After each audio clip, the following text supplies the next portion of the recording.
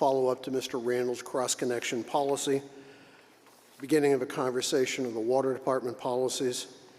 Ms. Murray is going to give us a briefing on the tennis and pickleball situation. We're going to go over the select board work plan, and then we're going to have just a short discussion on finance. Before I begin, if anybody would like to join me in a pledge of allegiance to the flag.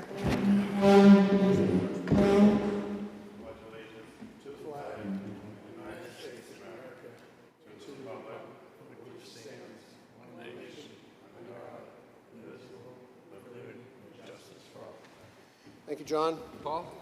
Could you ask everybody to please silence their cell phones? Please silence your cell phones. Mr. Muccio, do we have a need for non-public this evening? Yes, there is actually. It'll be under the precursor of Chapter 91A, Section 3, Paragraph 2B, hiring. Okay, thank you, sir. A couple of announcements before we begin. We have the town manager search goes on. As of Friday afternoon, we had received 34 resumes by parties interested in becoming our next town manager. Those resumes remain in confidence, and we will not share anything about those resumes with any individuals other than amongst ourselves at the board. We've created essay questions that those candidates are going to be asked to complete, and that process began, I think, this morning. We're still on target for a end of July set of interviews, and I encourage any and all people out there who want to become candidates to interview these prospective candidates. Either get a note into Michelle or on the town website and on Facebook, and this week in the Conway Daily Sun and in the Granite State News. There'll be means and methods for you to do that. We already have one individual who has asked to join, and he's logged in to do that. That's about all I have for announcements. Did I miss anything, anybody? I don't think I did. Okay. With that, Steve, you're on deck. You got the meeting. Before you begin, do you want to update us on what's going on out on the streets? Sure. Thank you. Good evening. Steve Randall, Director of Public Works. If anybody's been through downtown this week, you'll see we've been doing some sidewalk work.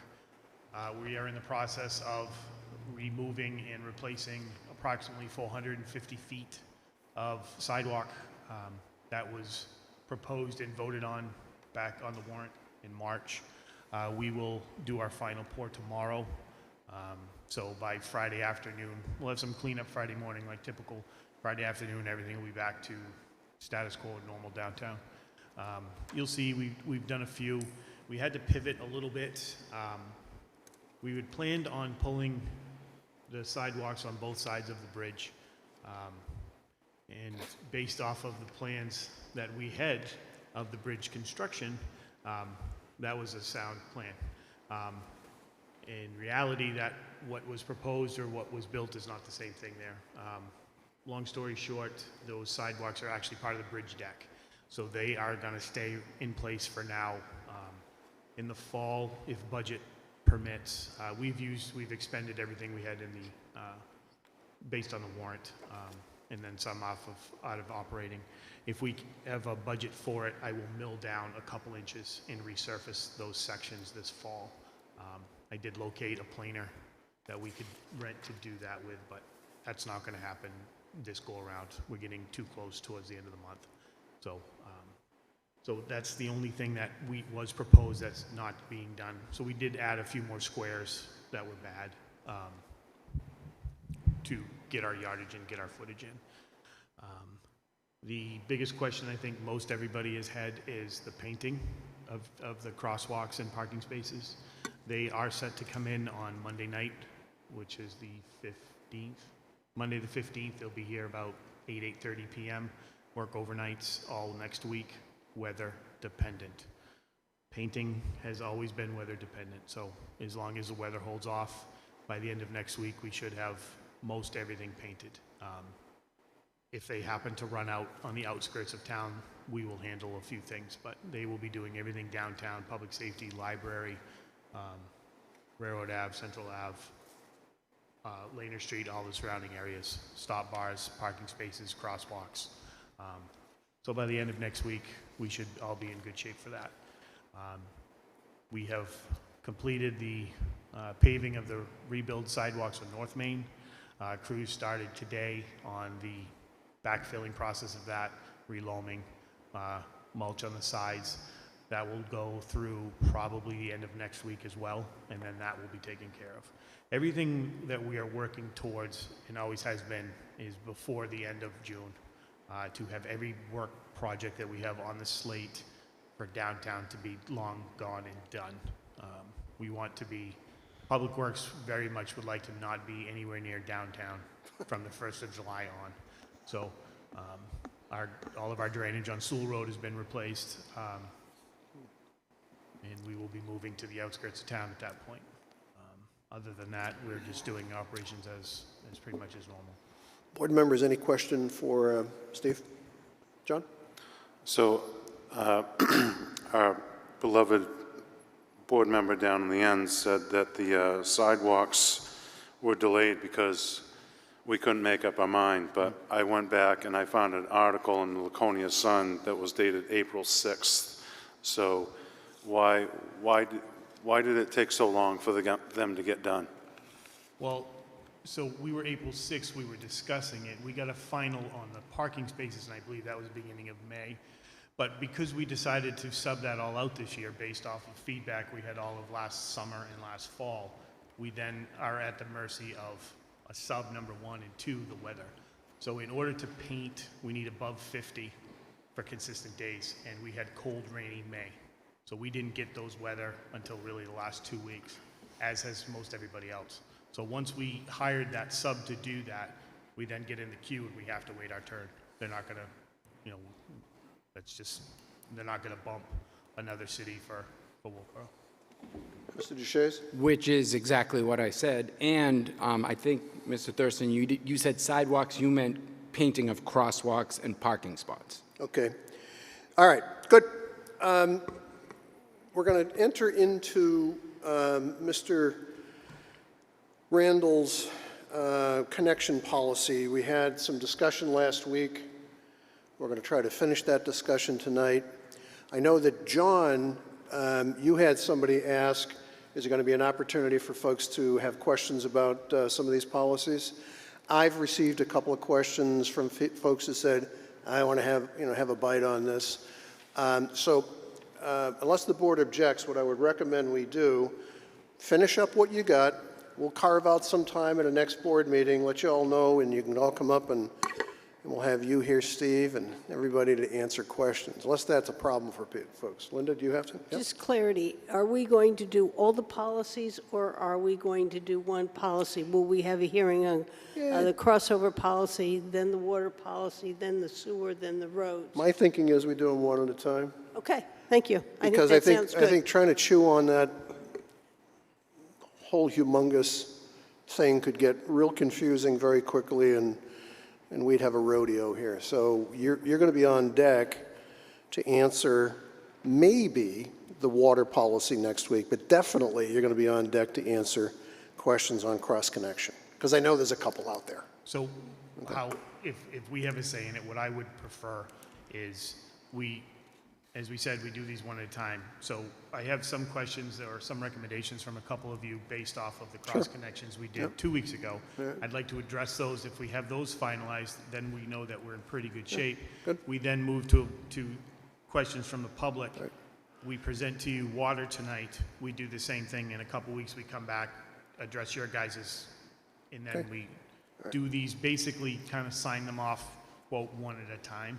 And then I'm not holding up the whole process, and we can start to get some of these implemented and up on the website and finalized. Yeah, all good with that? Everybody good? Yep. Okay, it's all yours. So the limited feedback we got on the cross connections. And then, by the way, Steve, draw us to a page that you want us to pay attention to when you have this, this conversation. Sure. Actually, there wasn't anything specific on that, which I didn't expect a whole lot on the cross connections. So Dave had made two requests, I guess, for, or amendments he would like to make, to put in there licensed plumber to install the backflows.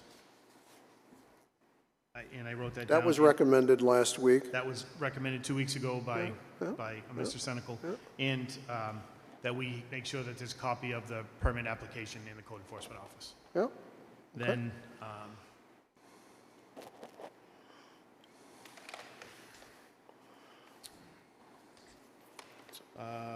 Ms. Murray mentioned in hers, the only thing she had was submit the inspection report to DES and a copy to you folks as well. That was Correct. her only, Okay.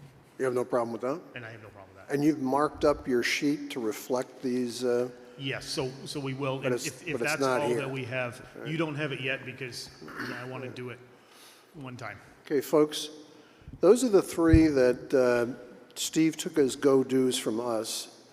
What I've heard were not necessarily recommendations for changing the policy, they were clarification questions. Like, is there really such a thing as a backflow preventer on my circuit? You know, those kinds of things. I wouldn't think those would necessarily be That's why I policy say, driven. these were not change the policy, these were clarifications to the policy. Sure. So, which way? You want to go this way or this way? Dave? Yeah, I got a couple of questions. Sure. Throughout this thing, you mentioned ball valves, Yes. gate valves, stop and waste, and there's quite a difference between all of those, as you know. The one that spoke out to me the most was in your sewer service application procedures, you have a stop and waste valve is installed on the inside of the foundation on the sewer line. That doesn't make any sense to me. Are you in the sewers, are you in the sewer section? Is that in the cross connection one? This is in the water department regulations and overview. So that's the. You're ahead of schedule. You're ahead, There's no page number. so you're in the water system policy one, not the Yeah. cross connection one? All right. Can All we right, go? so Steve, just on the I don't know which point, one he's you- ahead of schedule. We're going over the water cross-connection policy. Please, everybody, please put page numbers on things and date it, all right? Yeah, there are no numbers. Please put page numbers and date it. If you don't, it's $30 a page for every page I find from now on, $30. Made payable to the Trevor Coffee Fund. Put numbers on page. So Dave, this is, you're in the water side. This was the cross-connection. Any last questions? We're doing On last call for cross-con- cross connection. Last call for cross-connection. Then that one's next. All right, anything? John, did you have any? I don't have the page numbers, so I can't follow along. Okay, fine. So you don't have the page numbers. You want anything by reference you want to talk about? Well, I thought we asked Steve to let us know what page he was working off of. So do you have a question, or I'm not sure I know where to go with what you got. If you have a question, just say, here's my question, and Steve can try to find it in the cross-connection for you. I don't have a question. I was trying to follow along with him reviewing the document. Okay, all right. So no questions there. Linda? No, I'm fine. Okay, Brian? Fine. Dave? What's On that? cross-connection, last call for cross-connection. You know, which, We didn't get cross-connection in our packet. No, we didn't get it in No, our we didn't. packet, it's from last It week. wasn't part, it was part last time. We got it. They didn't reprint cross-connection for Did you have us. any others? If you're not, you can either table it, and we'll put it back in your packet, or we can move forward. What do you want to do? Linda? Table it. Yeah, I would like to go forward because there's only those two things. One is that the report will come to the Board of Selectmen, there are three things.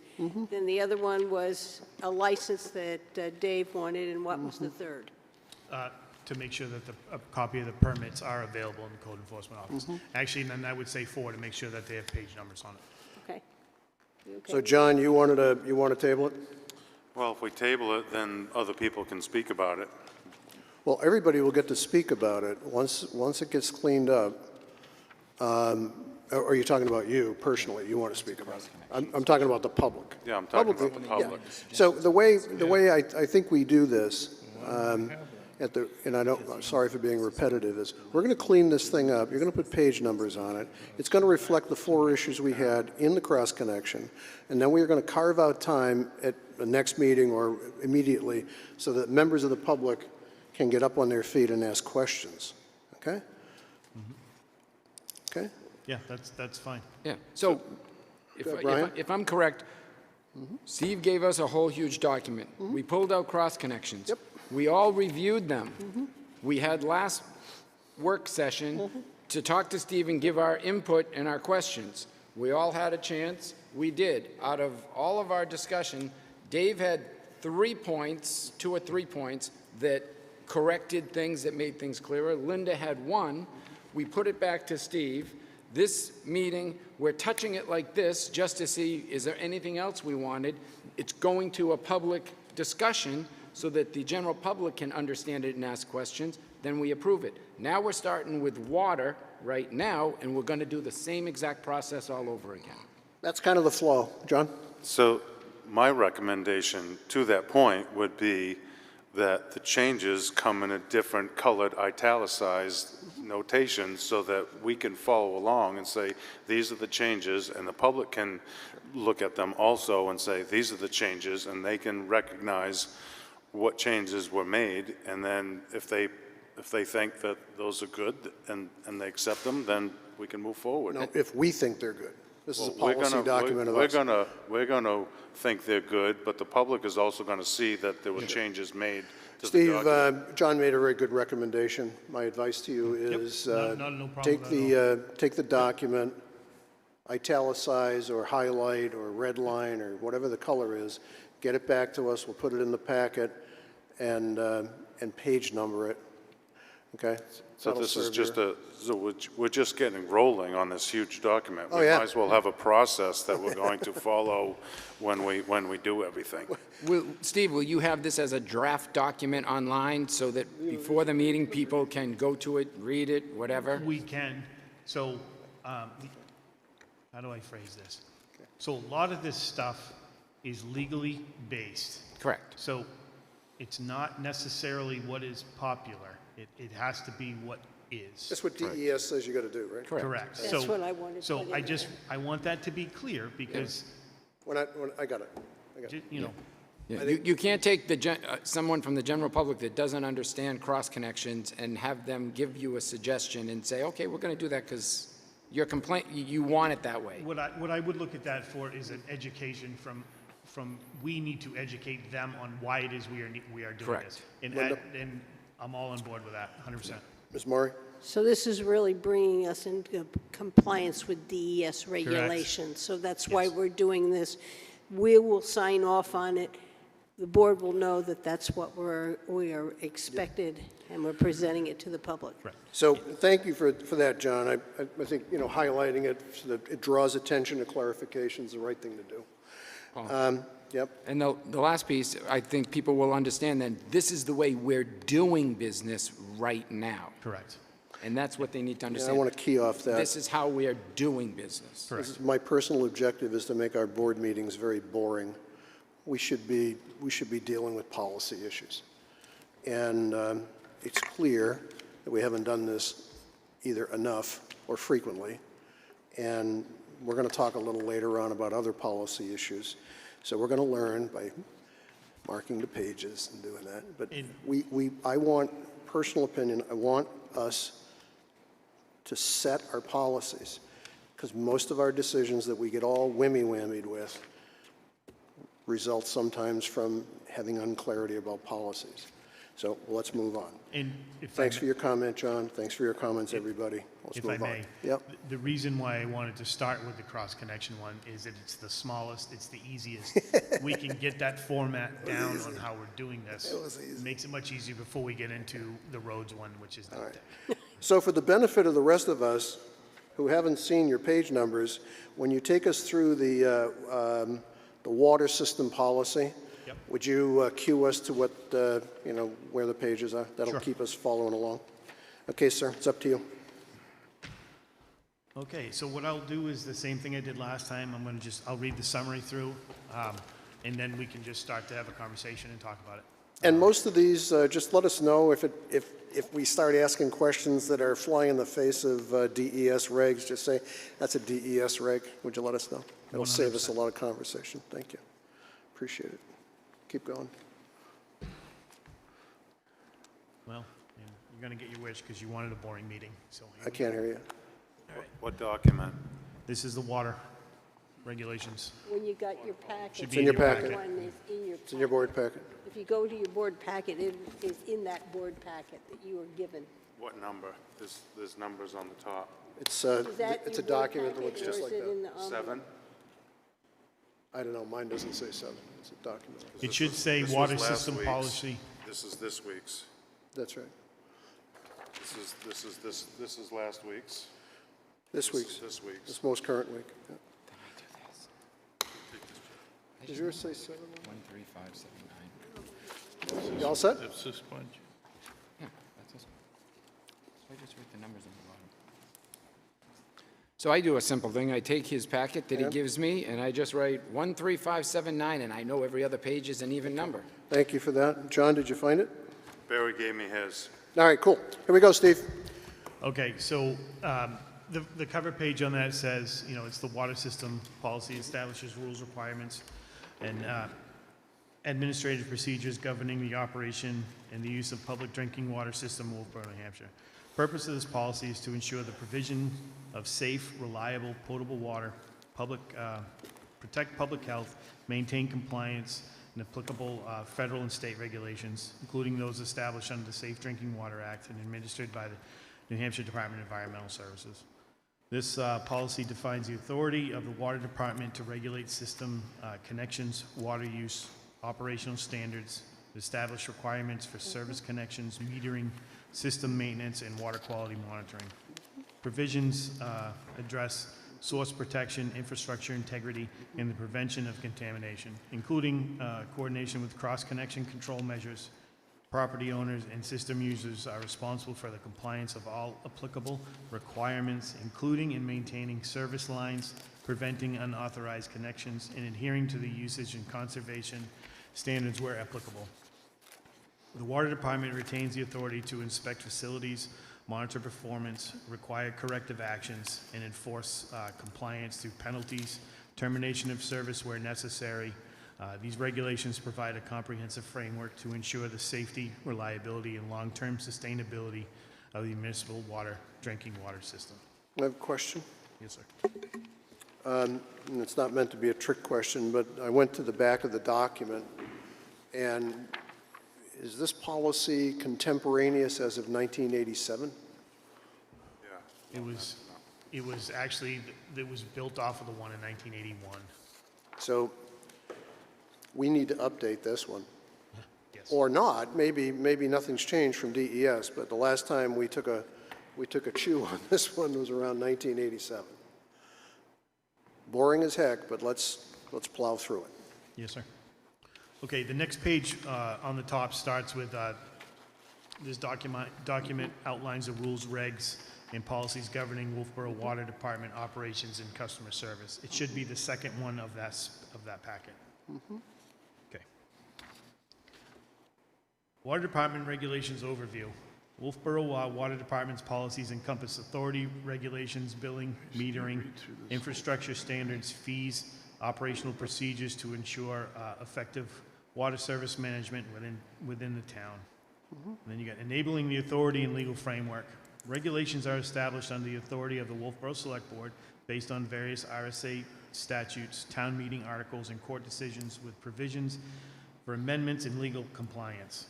Adopted by the Wolfeboro Select Board under RSA 31, 41, 47, 229, 230, 231, 236, 265, 507, 647:40A, 674:41, and town meeting articles. Regulations have full legal effect within Wolfeboro. Amendments can be made by the Select Board or town meeting.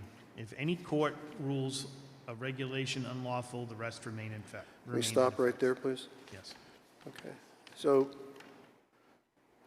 Any questions, comments from the board thus far? So I've read through this, and there's a couple of things that I saw. In definitions, can we put a couple of more definitions? Sure. Like AWWA standards, so that people know what that is. Some people don't know what NHDES is. Okay. Simple terms that people might need to know. A curb stop. Because if you say to somebody, what's a curb stop, they don't know that that's a water shut-off. That they think that's a curb and it has something else. So anything that you can find that you think you use in general conversations with a citizen and add it to the definitions, that would be great. And potentially, and I don't know if it's easy or not, but a link for RSAs. Find your RSAs here. You can't give them every RSA. That would be ridiculous. But you can point them in the right direction. So Brian, you're recommending that before we even got to definitions, you're recommending something, a hyperlink that'll direct people to RSAs. Makes sense. Probably can't find a hyperlink that would direct people to town meeting minutes. That probably is a mission impossible. They'd have to go look. But on the definition of key terms, would you mind, Brian, sending along a couple that you had in mind? Just shoot it over to Steve.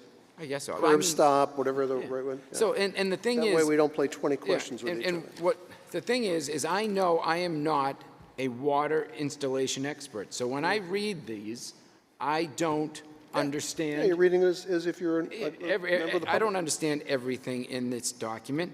I would rely upon Mr. Randall in order to enlighten me. But if some of the basics were under the definitions, and he knows what the basics are, he knows the ones that he has to explain to people. If he says, oh yeah, we're going to go find your curb stop, a lot of people will probably go, what's that? That's good. Linda? Yeah, I think if you do a hyperlink, I'd like that as a footnote so that our procedures run and just note it as a footnote. Yep. I think it's a better way. But I The agree they navigation should be- to the source, somewhere as a footnote or hyperlink would be great. Okay? All right, so I stopped you before you got to the words repeal and contractual nature, so why don't you start from there? Okay. Repeal and contractual nature of regulations. Previous regulations are superseded upon adoption of these policies, which also form a contractual agreement with customers. Old policies and ordinances are nullified. Acceptance of services indicates customer consent to regulations. Service is limited to purposes specified in the application and at the established rate. Can I stop right there, please? So this, to me, this imposes upon this board the requirement to add to the back of these policies any amendments that we may have made, either by minutes or by town meeting, and those should be noted, dated, and probably with a little penmanship on those things. That way the policy reader has a complete record. Right now, the policy reader has to go fetch, and it's a bad model. Right. The goal Not your fault. It's it just doesn't work. The goal of this is to do that. Okay, thank you. All right, so we're going to take that one as a, Right here. we got to have an errata. John?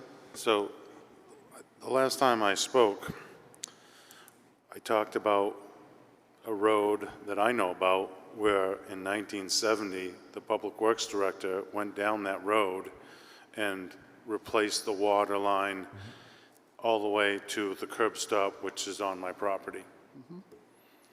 That was understood that was a town line. And you are saying that's Not. you're saying it's not, but you're saying that based on you're just out of thin air.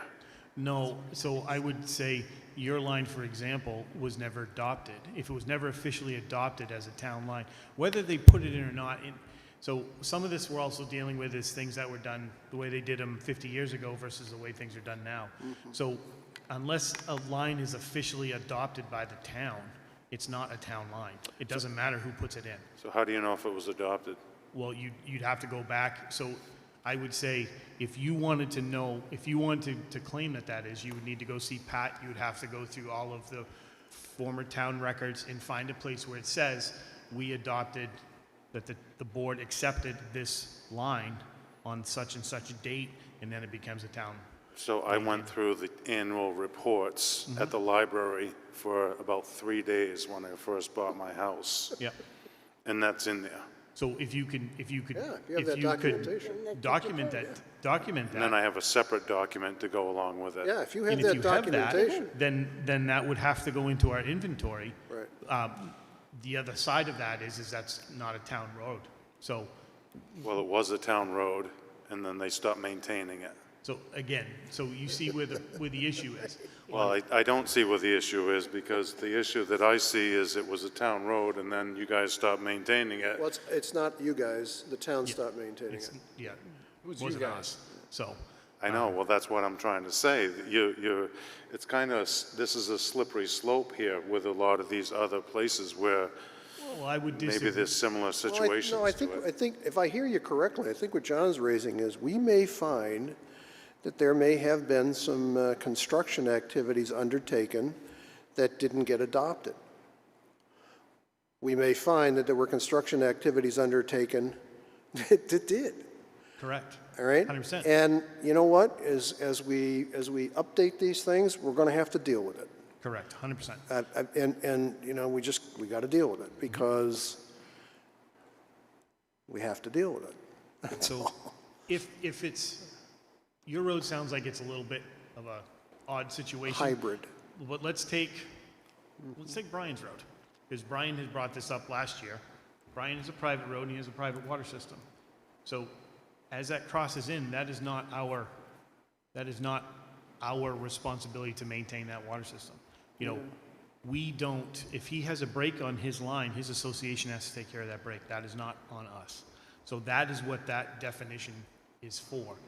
Again, John, your road sounds like it's a little bit more complicated, and that's probably Well, there's been something- more than one of these in the Is- past yes. 12 to 18 months where Yeah. winter weather has caused a private road's water system to break. And, you know, Correct. so, John, if you got documentation that says it was adopted, get it over to Steve, and we'll go from there. But I just think we're going to have to deal with some of these. They're going to come Oh, up. 100%. That's what we got to But do. ideally, this is just This gives us the framework. Cleanup, the right. framework. And I'd also like to say, we actually didn't change a whole lot of wording on this. So we gave you guys the original. We just polished it up a little bit and But you put it forgot in. the page numbers and We're going to beat that to death. to death. John? So that's actually what I wanted to hear. I wanted to hear that you were willing to listen to other people Of course. instead of saying, no, this is just the way it is, because that's kind of what I got from you last time. So the way that I got from you was, we have a private line that the town put in. There wasn't anything on any adoption. That's a whole different animal. So if you have an adopted line that was adopted by the town, then okay. Good. Well, that's good that we're That doing that. becomes legal. That's within all of our stuff is based off of what is town owned and what we can and cannot work on, because there is a state RSA that says we cannot expend public funds on private property. That is against the law, and Well, that this is is good clarity. And I our think John basis John of may our- have felt that you weren't communicating, and you may have felt the same, so it's good clarity. 100%. Okay. If there's any other stuff, let's move to definitions of key terms, knowing that Brian is going to send us in a whole handful of new key terms. So definition and key terms clarifies terminology used in regulations including department, customer, water service, service pipe, main, meter, select board. Department, Wolfeboro Water Department, customer, any entity granted water service. Water service provisions by the water department, main, town-owned transmission distribution pipe, meter, device measuring, select board. And again, this is just a summary. There is much more in. Yeah. So curb stop. And yeah, you don't have to do every single one, but I think that anything that you think comes up customarily dealing with the public, that's it. You don't need. I like the mean, curb stop one. yeah, every valve, everything doesn't have to be explained. Nope, I understand exactly what we're taking notes. It makes perfect sense. Rules for water service application and usage.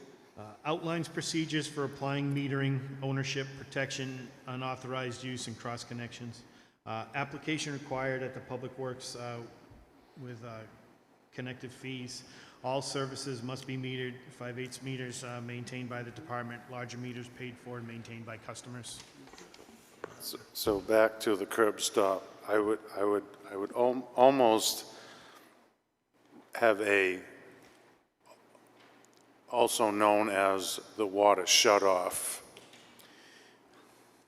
so that people understand what the curb stop is. Well, that's what the definition would be. Curb stop means, and explain it in layman's terms. I got to chime in on this one.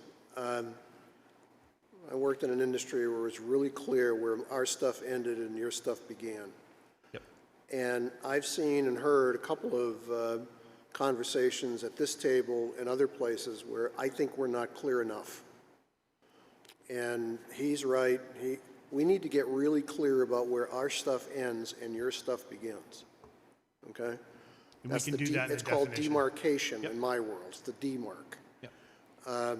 Because if it's not clear, we're going to be dealing with unclarity. Okay? Okay? Keep going. You need to tune that up, please. That's my point. Tune it up.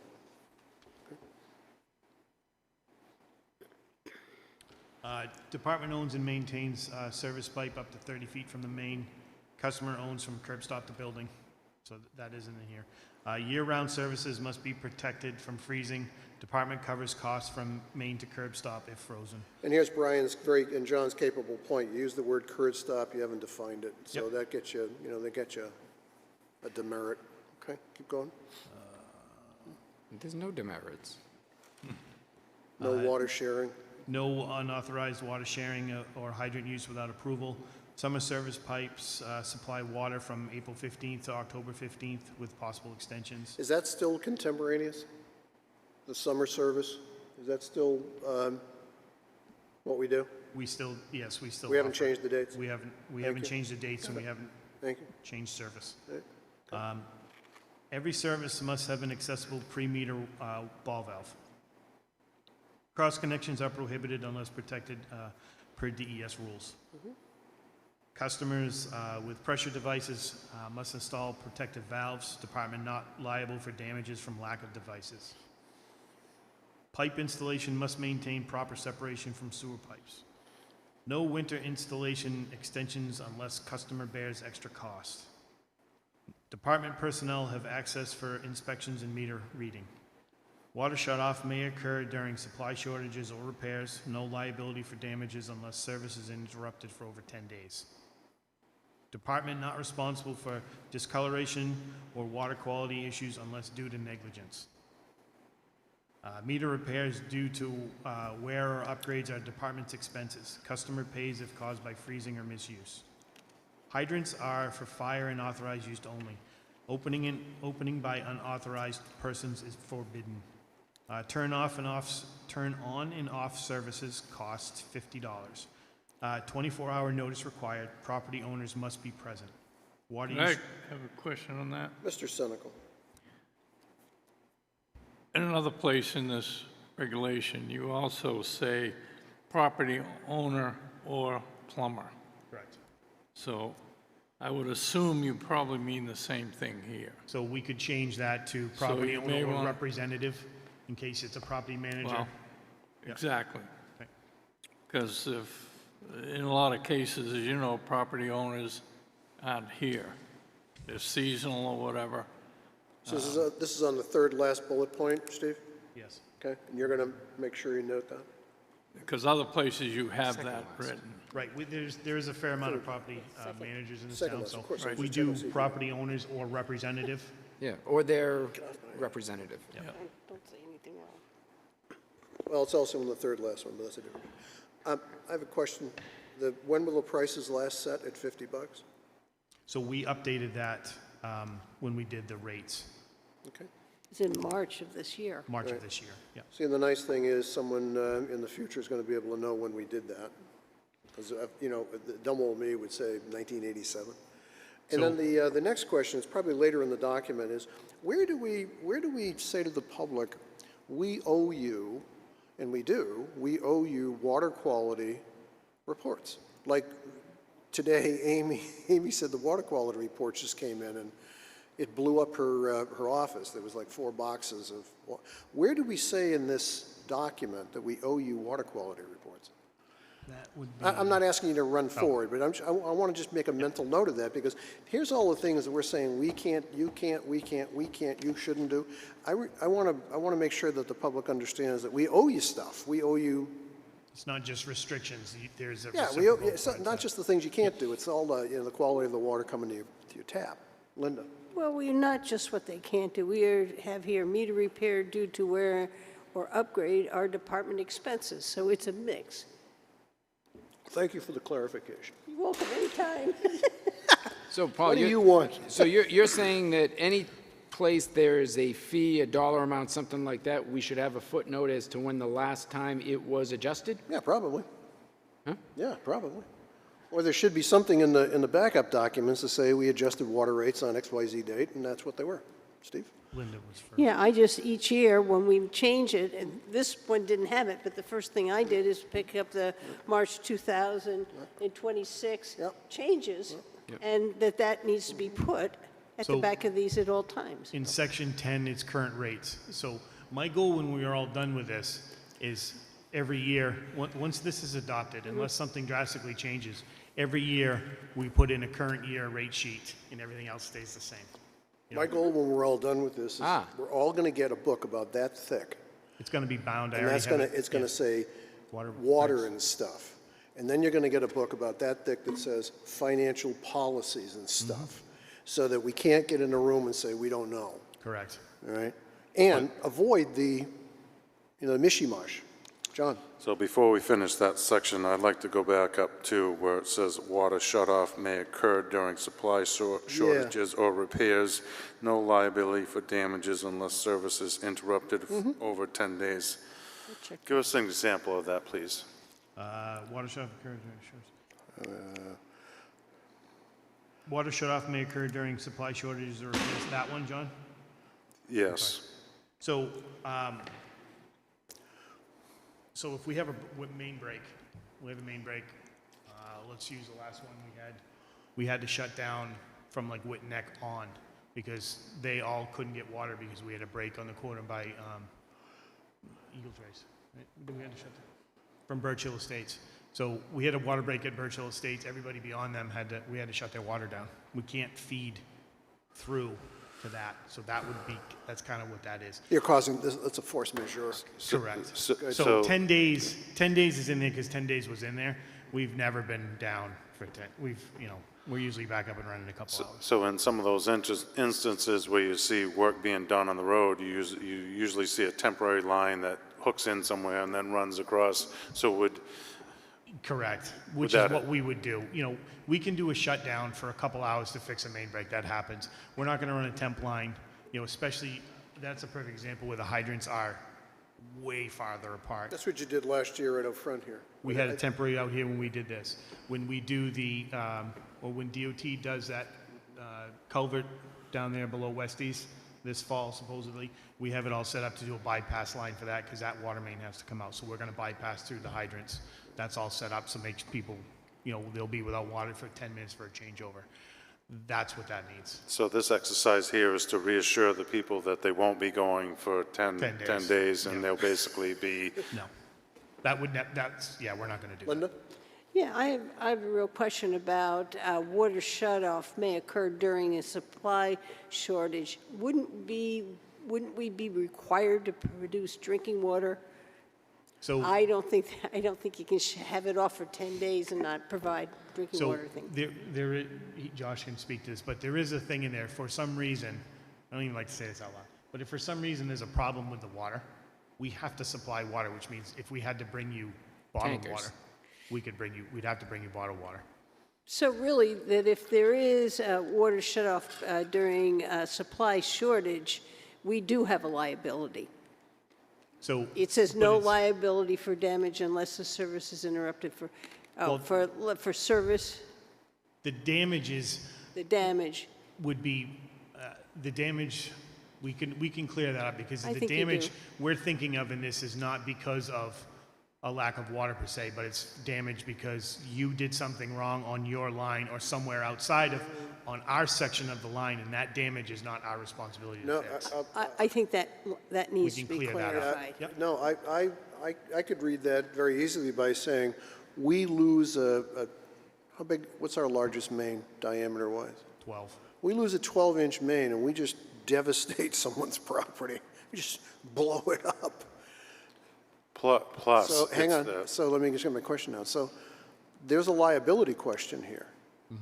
All right? And we need to make sure that, not for protections, but for clarity as to where that liability begins and ends, if there is something where you take a 10-inch main or a major artery in your water system, and you lose it.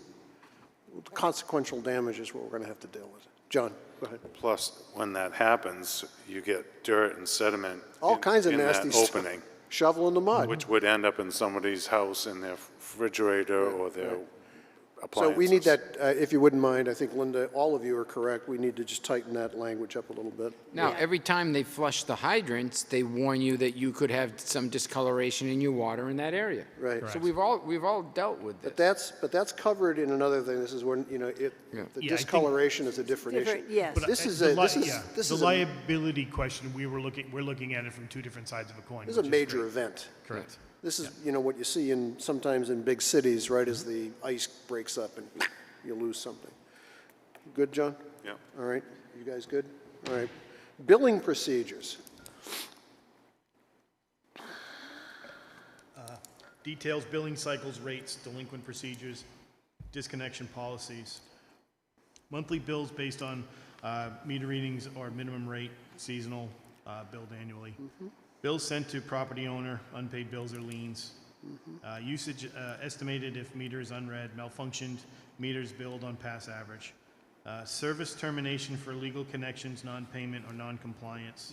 30-day delinquency notices, 14-day notice before disconnection. Disconnection occurs between 8 and 3.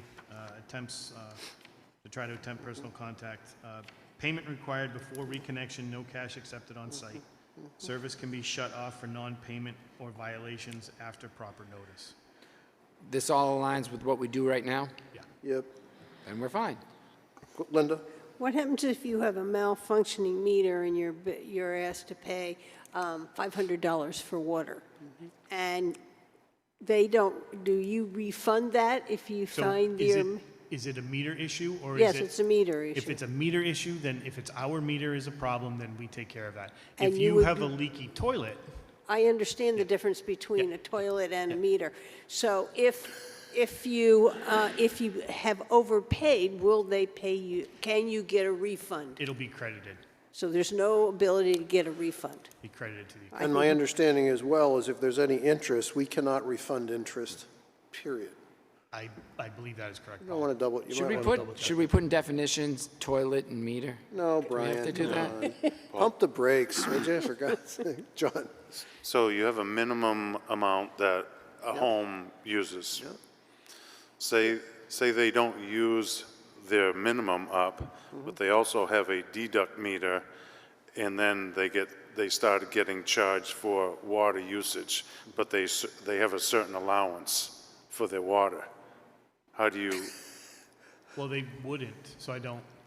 So if they have their minimum and they never hit their minimum, they're paying their minimum.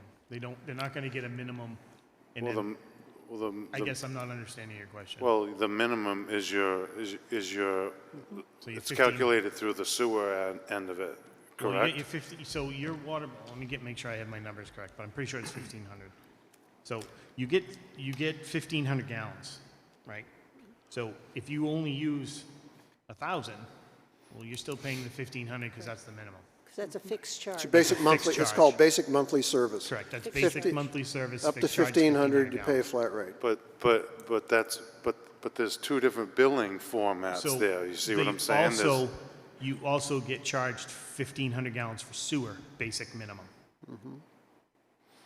I understand. I'm not sure I understand your question. No, I think I'm I not do. understanding. I So think he's- I have a meter, and in my house, I only use 1,000 gallons, but then my deduct meter uses 1,000 gallons.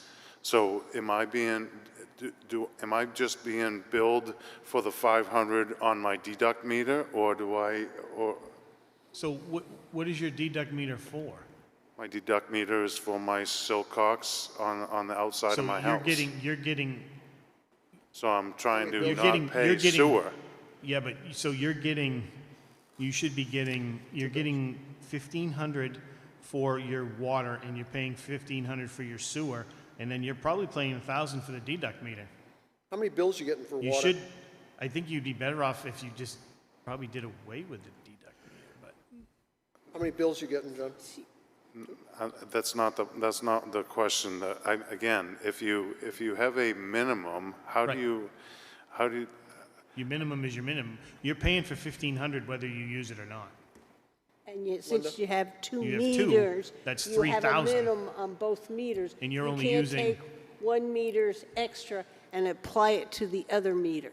that's And right. I don't, That's what you're trying That's, to do. Yeah. I will have to check on that, John, because I don't think that's, you would know if you looked at your bill. Is it the same? Is it two charges exactly the same amount?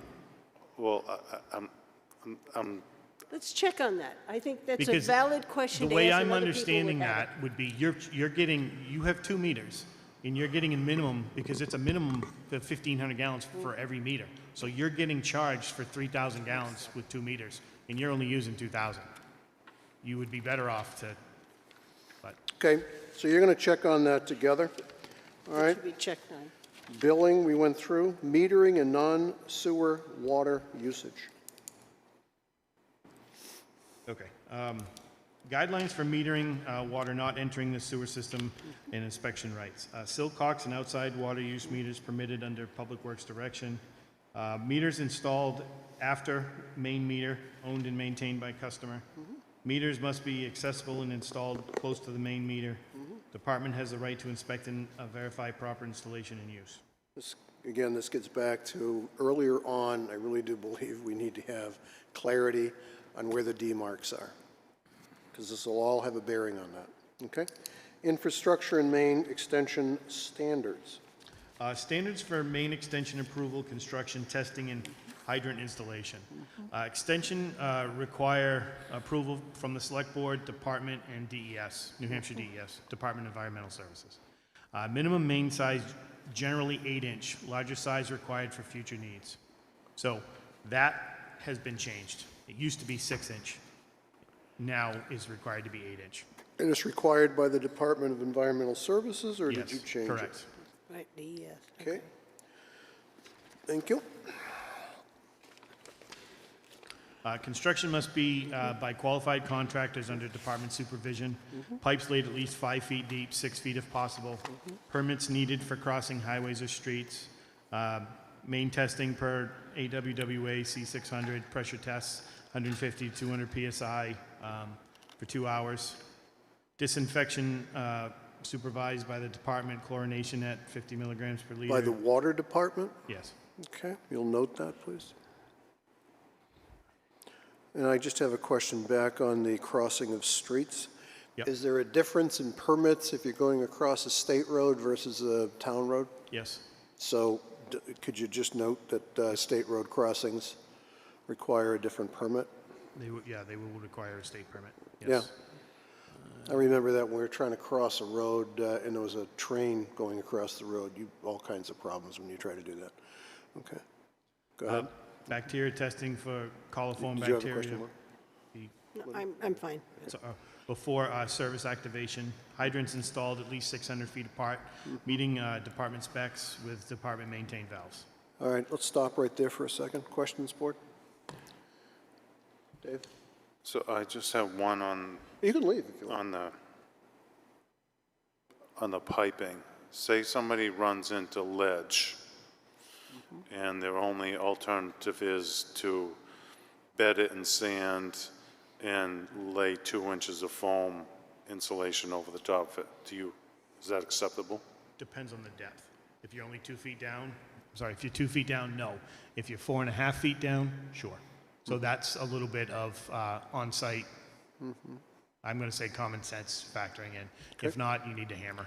For example, when the town extended the main on Pleasant Valley Road down to Camp School Road, they hit ledge, and that contractor hammered to get the depth needed to get there. And they still weren't quite there, so they did do insulation.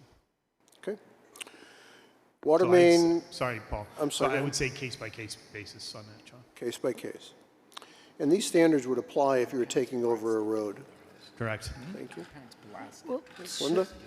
somewhere should we say that there are circumstances you'll need to get a waiver for? Such as? Well, if you can't go down that far, you can't Yep. go down 5 feet. In here, do we have a place where we state that you can get a waiver? No, Because but we could do, we should add that. I think you Yep. should, because I think that was a good question, Yep. that somebody read that. Fair Field question. verify, yes. Yep. So, Paul? Yes, who- sir. Who would allow the waiver? Would it be the town? Can you usurp DES regulations and do whatever you want, or? It should be me, or it should be the Director of Public Works should be the one that makes that decision. But his And how would question you still make- stands. how would Are you make the decision? Yeah, are you? So we would look at it, we would go out there, we would measure and say, okay, we can get 4.5 feet with 2 inches of foam board insulation will get us the equivalent of 5 feet of frost protection. And then we would do up a memo and we would write that and we would keep that in the file that this is main is at this. So are depth. there formulas that you use to calculate that, or is it just shooting by the hip? So 2 inches of foam, I mean, no, it's not shooting by the hip, but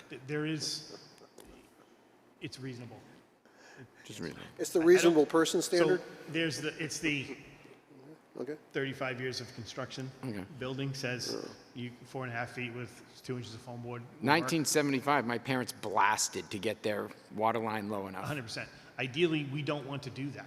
Yep. You know, I can tell you, we fixed a water leak on Jiminy, and that was when we did that 2 months, whenever it was, 2 months ago, and that was hammered. When they put that in, they hammered a channel to get the main in. Linda, did you have a question? Yeah, I just was wondering, does that have to go, if these are DES regulations, does DES have any standards for that? No, because the depth, what I just the depth and the placement is Ours? ours. Okay. It's based upon Okay, that. Okay, But- good. okay. Thank you. That's fine, that clarifies. Okay, It's water ours. main and I'm pipe fine. specifications, my favorite subject.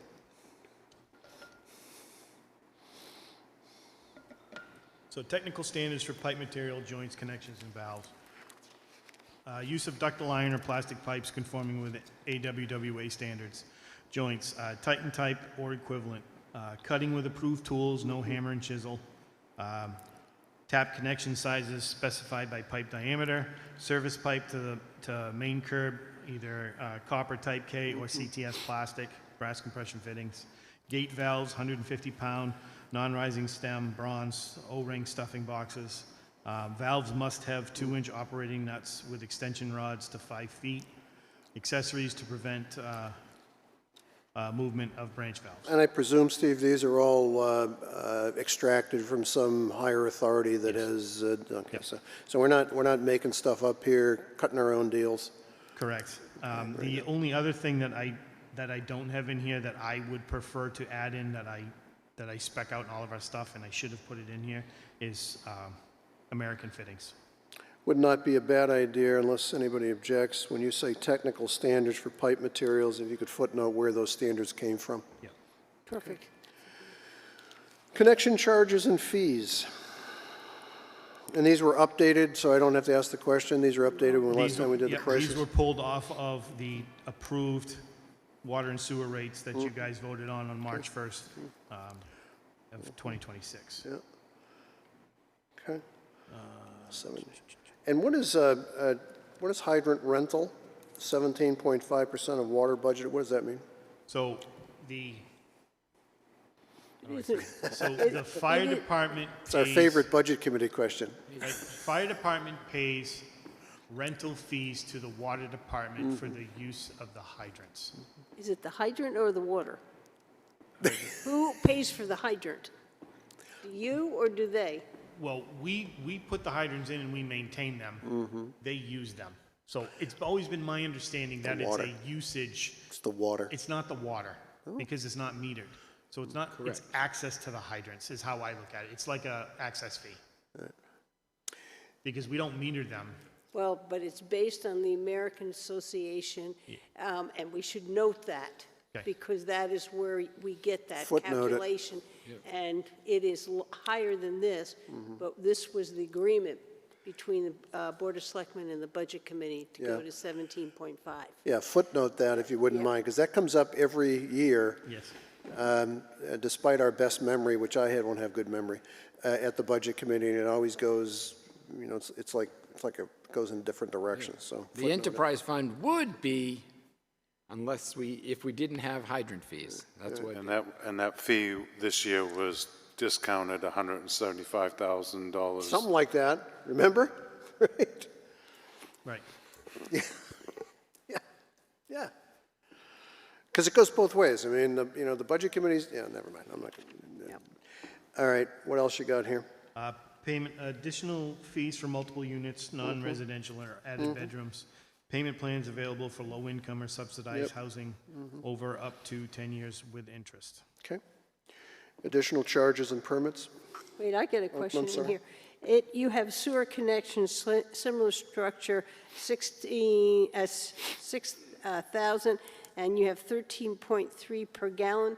And my question is, how come that gallon is less than the $21.39 that we are paying for the minimum or the fixed charge?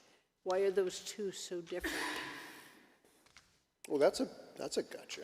So Or even the gallon use, those are Even the just gallon so. use. it's based off of design flow. So 6,000 minimum, then if the building is designed for 150 gallons per day, it would be $7,999.50 for sewer connection fee, which is $6,000 plus 150 times 1333.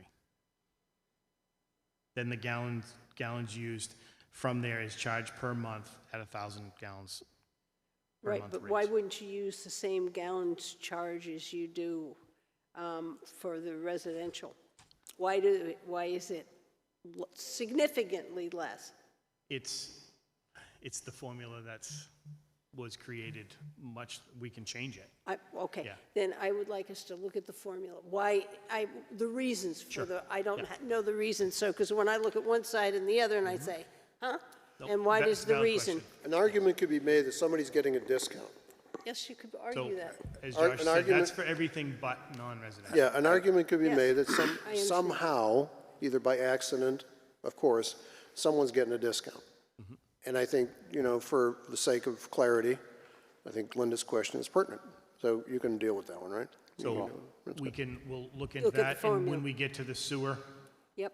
Yep. we can try to have Paul. Well, yep. if we can't, we can try to come up with an alternative or something. But on the water, you're charging them more. That's the reason. There is no If I consistency. had to guess, and don't quote me on this, I'm wondering if maybe that was set up because of the rates itself, and the sewer rate is higher, so it was trying to balance the number. Well, now's the Right, time to but- clear it But up. even if you look at what we're charging for water, that's higher Right. than But what I we mean, are. the So- overall Right. sewer rates are higher. No, I'm saying, Yeah. For if water. I look at this chart, I look at water, per gallon charge to the residents is $12.57. Here for commercial, it's 13. So there's three- $13.33. So we're not, one place we're over, one place we're under. So I would like that, understand Clarified. why. 100%. John? So we had this discussion in the wintertime, whether or not larger users were getting a discount and more smaller users were subsidizing larger users. Well, that was the theory.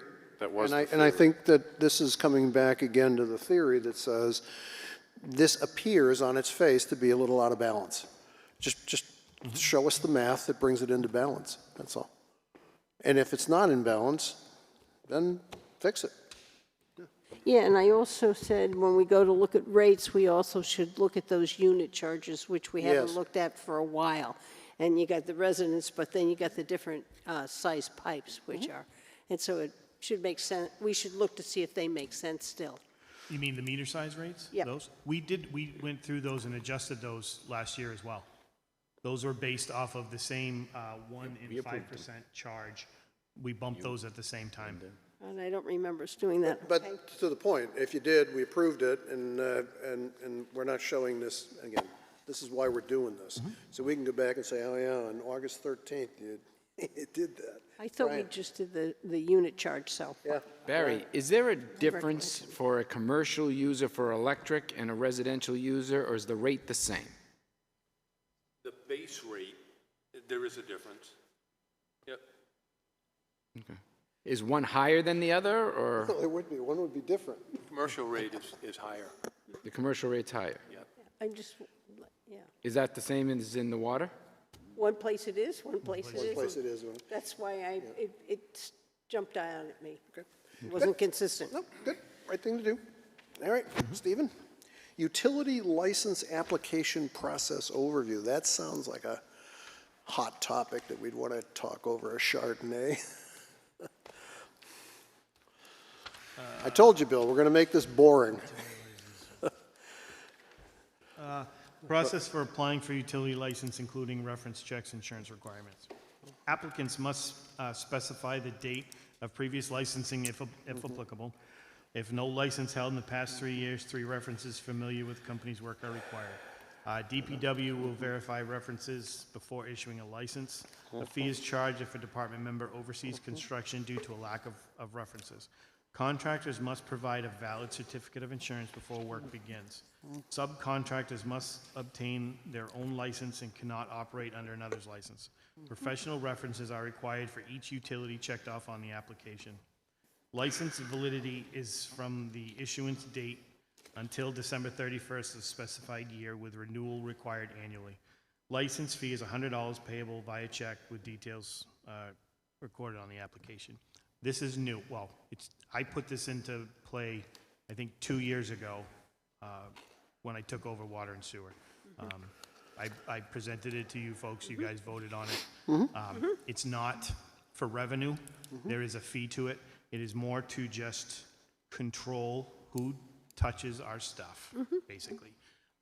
It was a bit Wild Westy out there by my benchmarks. The licensing program, the applications were pulled from many other municipalities that do this. The fee, again, is there more for just some time for us to cover references and to document it. Okay. We have a file, and we keep them. Okay. And we've only had a couple that have refused to do it, so. Okay, And to that point, those couple that I know that refuse to do it have been doing it for 40, 50 years, and they have a lot of clients in our town. And what you end up doing is you end up pushing them to people that aren't as experienced as they are, and that kind of bothers me a little bit. in It's what way, interesting John? No, you- let it continue, I want to learn more. It bothers me because you basically are taking people that have been doing it for 40 and 50 years in our town, and then you're saying, well, we want to make sure you are educated and have the qualifications to do this work, even though you've been doing it for 40 and 50 years. And so what you do is you take those experienced people and move them to younger, less experienced people who have a long track record of doing this type of work. That's what bothers me. Linda? Does a plumber need a license? If they're going to work. No, a outside- regular plumber to come into Yes. your house, Yeah. do they need, Oh. so those people would have needed a license anyhow? by No, state we're law. talking about construction people. I understand what you're saying. May I, Paul? Yeah, please. So what I have found is there was a couple guys in town who, when we first instituted this, didn't like it. We sat down, had nice conversations. They have since bought in on it 100%. So it is not there, which is why the fee's only $100. It is not there to penalize them. It is there to weed out the people that come in that don't know what they're doing, that don't have the references. So the guy that's been doing it for 40 years, that, let's say if it's somebody based out of this town that I would have known for the better part of 30 years, their application process is very fast and very easy. And the flip side of that is, and this one isn't quite as nice to say, but just because you've done something for 40 years doesn't mean you do it right. And that's a big one for me. But we have had no issues issuing licenses to people that have been doing it for years. It's the younger guys that are starting out that have been the problem ones. Linda? I don't think you can plumb your own house. So you, don't think you can mean either. construction, so you can shouldn't wire be it, able but to you do. can't plumb it. That's right, I was going to say you can burn it down, but you can't plumb it. Correct. So it would make sense that if you're doing any work in the plumbing industry, you got to be licensed. and again, if you go to any other town other than Wolfeboro, you have to do this. If you want to stay on the right side. Or you don't have to, and then you just have to pay the department to have somebody come out there and stand there and watch you to make sure you do it right. No, we're not here to talk about the electrical business, but isn't it up to us to determine whether you need a license to provide electric service in the house? Isn't that code enforcement? Shouldn't you have, for the sake of safety, shouldn't you have a licensed electrician I think that wire your house? the plumbers union is better than the electrical union. And the electric, and the potable water coming into your house, shouldn't that be inspected by the inspectors? And so if somebody's digging a trench and cutting into our water main, they shouldn't be doing that without a permit. Correct. And so anybody cutting into our water main without a permit should not do that. Correct. So I get back to your question. Are you, maybe I misunderstood your question. Are people cutting into water mains and bringing potable water in without a license? I know contractors that are lifelong Yeah, I've been here for 100 contractors in years. my town. They're not plumbers. Yeah. These aren't plumbers. But they're cutting into the water main and bringing in potable water? These are contractors that Paul, there may not be water yet to the situation. These are people who lay water lines, do construction, build multi-million-dollar houses, get the things set up, and then what Steve says, in order to, maybe they get a call in the middle of the night and they say their water main broke or something. And then the people say, sorry, we don't have the $100 fee. You have to call somebody else. Yeah, okay. We haven't run into that problem at all with All any right. of the contractors. But John's pointing something up. All right, application procedures and requirements? Interesting. Guidelines for requesting new water service, including application details, installation, and payment. Applications require date, building permit number, location, property owner info, and contact details. Service specs include pipe size, underground surface details, and pipe type. Curb stop location is mutually agreed upon. Access must be not obstructed. A stop and waste valve is installed inside the foundation. Meters must be accessible. Payment is due upon approval before installation. Additional charges for pipe size or extension beyond the 30 feet from the main. Installation is based on the water and sewer rate schedule. Owner must agree to all terms and regulation. Signatures approval are required. Any questions on this one? This one goes to what Dave was Looks pretty covering. straightforward. Yeah, this is another place where I had a question. Stop and waste valve. I mean, that's the cheapest valve you can buy. All it is a rubber. I would think you'd want to change that to a ball valve. Yeah, that should say ball valve, Dave. Where are you doing that, on the fourth bullet? Yep. Yeah. Yep, You'll modify that to say a ball valve? yep. So- And Go ahead, John. So aren't stop and waste valves in the ground illegal? yeah, that shouldn't say. Because you know why? Do you know what a stop and waste valve is? So when you shut it off, it opens the bleeder up, and then the groundwater goes it's in the wet. pipe. You get groundwater. Yes. Yeah.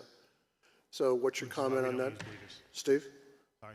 what's your comment on that? Yes, we don't, which is why we have a lot of the older curb stops in town were bleeders like that, and as we replace them, we are changing them out for that reason. Yeah, he changed that a little earlier on, John, where it says a gate valve on Yep.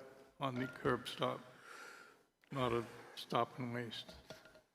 So Because the ones that they install have the bleeder on it, yes. I lived in Cincinnati, and we had stop and waste valves in your front yard. We also had clay soil, so when they shut them off. So do we even want gate valves? I mean, Should be a ball valve installed ball. inside the foundation. Dave before the suggested a meter. ball valve inside the foundation. Okay, Yeah, it's up to you, Yeah. but I think a stop and waste is just, old stuff. Asking It for should, trouble. it should be a ball valve. That's just a, So why is sewer service application procedures in this section, Steve? it shouldn't be. It should not be? Should not be? Should Or not should be. it say water? Yeah, should say water. yeah, because I had a question on that. So Said water sewer. service That is application, probably a, Cut and paste. that is. that is a cut and paste error? On my, yes, that's a cut and paste on my, on error fine. on my side. It's all right. Go ahead. So we could skip that to service termination. Well, Dave, did you have a question on that section? Well, yeah, it says sewer service. I've never seen a curb stop location on a sewer line. Yeah, it's, Never seen a stop and waste valve on the inside of the foundation for a sewer line either.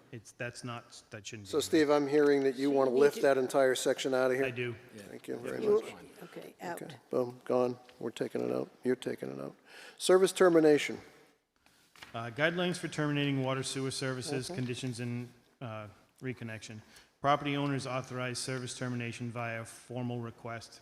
Termination date must be specified. Reconnection fee applies for reinstatement. Customers remain responsible for monthly fees unless otherwise noted. New meter locations or installation require prior approval. The department can disconnect service for repairs or violation without notice. Customers must sign the termination request and the department will process accordingly. I got a question about that violations without notice. I mean, just do it? That seems a little heavy-handed, doesn't it? We can change it. I'm just asking you. I mean, you know. You think we should send a notice? We should let them know we're, Yeah, I think. I you're a get it. DNP. Well, You didn't pay your bill. We're shutting you off. So, again, I think this is looking at it from two different sides. So if we're at the point that we're going to shut your water off, we've already called you and said, you haven't paid your bill, you haven't done this, you haven't done this. We're not going to necessarily call you, and when we've gone through those steps that are outlined before, I'm not going to, so you're saying we need to call you and say, hey, we're coming Tuesday to shut your water off. No, I think if you're saying you've done your diligence and said to the customer, you're 30, 60, 90 days past, or something else has happened, if that communication has gone on, then I personally believe that you could say, we're coming to take the water down. Can you read the last bullet point? So customers must sign the termination request and the department will process accordingly. That's So that means that, is that if you're shutting off or if they're wanting to have their This is water if shut they're- off? This is if they want to This disconnect. is if they want it. if- So what if the one moving. above it, we just make an edit in there that says, disconnect service for repairs or violations without notice after due diligence? Ask for prior notification. After prior notice. After prior notice. Yeah, I like that Yeah, one. but after Brian, prior. I read that last one is, I'm moving out of town, I'm shutting down the house, I got to sign something that says shut the water down. Okay? Anything else? Customer account management and billing? Yeah, rules governing customer accounts, billing and payment Did you have a question? obligations. Customers must provide accurate contact and property details. Service charges are based on the town's rate schedule with due dates and specified bills. Customers are responsible for damages to department property unless caused by negligence. Department personnel have access for inspection, repair or removal of property. The finance charge of 1.5% per month, 18% annually applies to overdue balances. Unpaid charges become a lien on the property and can be enforced legally. Customers guarantee payment of all charges and fees, including collection costs if necessary. Service types include water, sewer, seasonal, residential, commercial, and government. Deduct meters are available. Customer signatures are required for applications. We're going to learn a lot about deduct meters. I really want to, John? So the discussion we just had on the shut-off. So I hearken this back to like a tenant that doesn't pay the rent, and there might be some hardship in that house. And maybe there's some difficulty with a family member, somebody got sick. What are we going to do? Are we going to just shut that off on them or what? So the water bills go to the property owners, not the tenants. No, I know, but maybe it is a property owner that has some difficulty, so, So they can apply There's waivers they can apply, they can go and they can see Amy and they can do those things. Okay. They have to do the steps though. And then there is a process that we can work with them, but they have to do it. We're not gonna do it for them. So they have to reach out and they can do those, just like would in any other services. For that the electric town offers. service, Right. for heat. No, I'm not talking about electric. No, No, but it's the same. Similar, Yeah. similar Same method. concept. same If you concept. come in and you're having trouble, Right. and you make agreement with the billing folks down there, and I don't, you know, whatever it may be, Right. as long as you follow those guidelines, it'll be the same Right. application. It's a similar method, right? Correct. Linda, did you have a? No, the same thing I was going to say. Yep. Is that a RSA or is that a, I think we're required to provide welfare. I think it's us. I don't know it, but I believe that's the case. I'm pretty sure it's us. It's not required in our homeowners association, but we do the same thing. People can forego dues if they have a hardship request. Yeah, There are certain seasonal And times Amy of the year where it can't be. deals with these. These things come in, you know, she keeps these confidential, but there'll be people coming in that are just, they need help. And the town is available to do that. You'll see some of that in the budget too, when it comes up for funding for some of those activities. Stephen, what do you want to do with the next, go ahead, So the distinguished gentleman to my left. distinguished gentleman. He just made a comment that is, Is I'd out like of to order. change some verbiage in here. So we should put based on current town rates. And if we put based on current town rates, then we just update this new rate sheet every year. We don't have to go backwards. So Would you based on please ask the current. distinguished gentleman for our gratitude for doing that? That's good. That keeps the document real. Thank you. What do you want to do with these succeeding pages, Steve? So the other stuff is all, we can go through these all line by line if you would like to, the thick document. What I just read you was the executive summary of all of this. What I think we should do is, based off of our Get your hand up. guidelines that we have set out so far, is we take all of your notes, we put them back in. Okay, Linda? Yeah, I have on section 9, and then you come in amendment to water and sewer regulations for, what's a sewer tariff? Honestly, Linda, that we pulled that from, Well, so, do we need it explained, or you got to put something else in there? so let me back this up a little bit. When this came about, I wanted to get rid of some language that I didn't think was needed, that being one of them, Tariff? and clean it up and maybe make it a little bit more now. It was kind of deemed that let's present it like it is, which is the way that it was, have the discussion, and if you guys are on board with it, then we can clean that up. So what I'm going to propose now is we clean up some of the stuff in here. We clean up some of the old dates in here, some of the old numbers in here that don't need to be in here anymore. We take the notes that we've discussed tonight, we put that into a new document. At that point, we can highlight the changes. You'll do a highlighted changes. We'll do highlighted changes with page numbers, and then when we come back, we can discuss the big document, not just the summary, because it'll have more parts to it. Yeah, also you said select board approved in 1991. Well, if I look here, it says October 19th, 2007.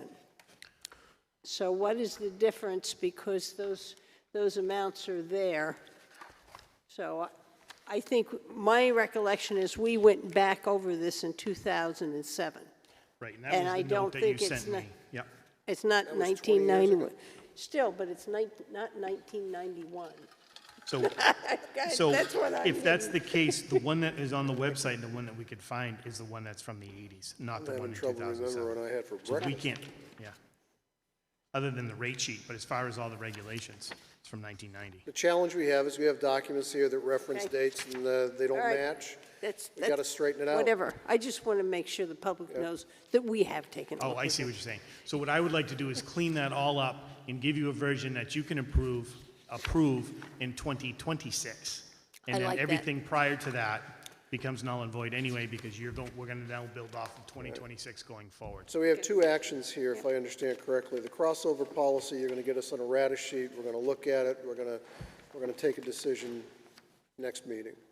You're going to get us whatever you want to call it, a cleanup document here, highlighted these things. You're going to have a sit-down with John to kind of get the deduct meter, is that going to Yeah. be deduct meter question? Yeah. That kind of thing sorted out. All right, that'll generate a piece of paper here that we will look at. Once we get those two things done, then we're going to have Mr. Senecal ask a question. Yeah, on the back of this, where all these rates and stuff are, Well, the what? All the regs. the rates and everything are, most all of this needs to be changed to select board rather than Board of Selectmen. You'll And do I a global thought If we findings want, place. if you want to come into compliance with So, everything. no, and I appreciate that. I thought we got all of those, No, there's quite a few in here. but we will run through that and clean that up again as So you're well. going to clean it all up. Brian, did you have something? Yeah, and so then, my guess is that every year going forward, you will come back to us with this document. The one sheet. One piece of paper. The one piece of paper with the rate sheet, we will take out so next year, in March of '27, we will go, okay, we have our rules and regulations we know is approved, we want to make an amendment to our rates page, and 2026 comes out, and 2027 goes in. So Hang on, let me. Linda, then No, Dave, I wasn't then done. You weren't done? No, let me Oh, I thought finish. you were done.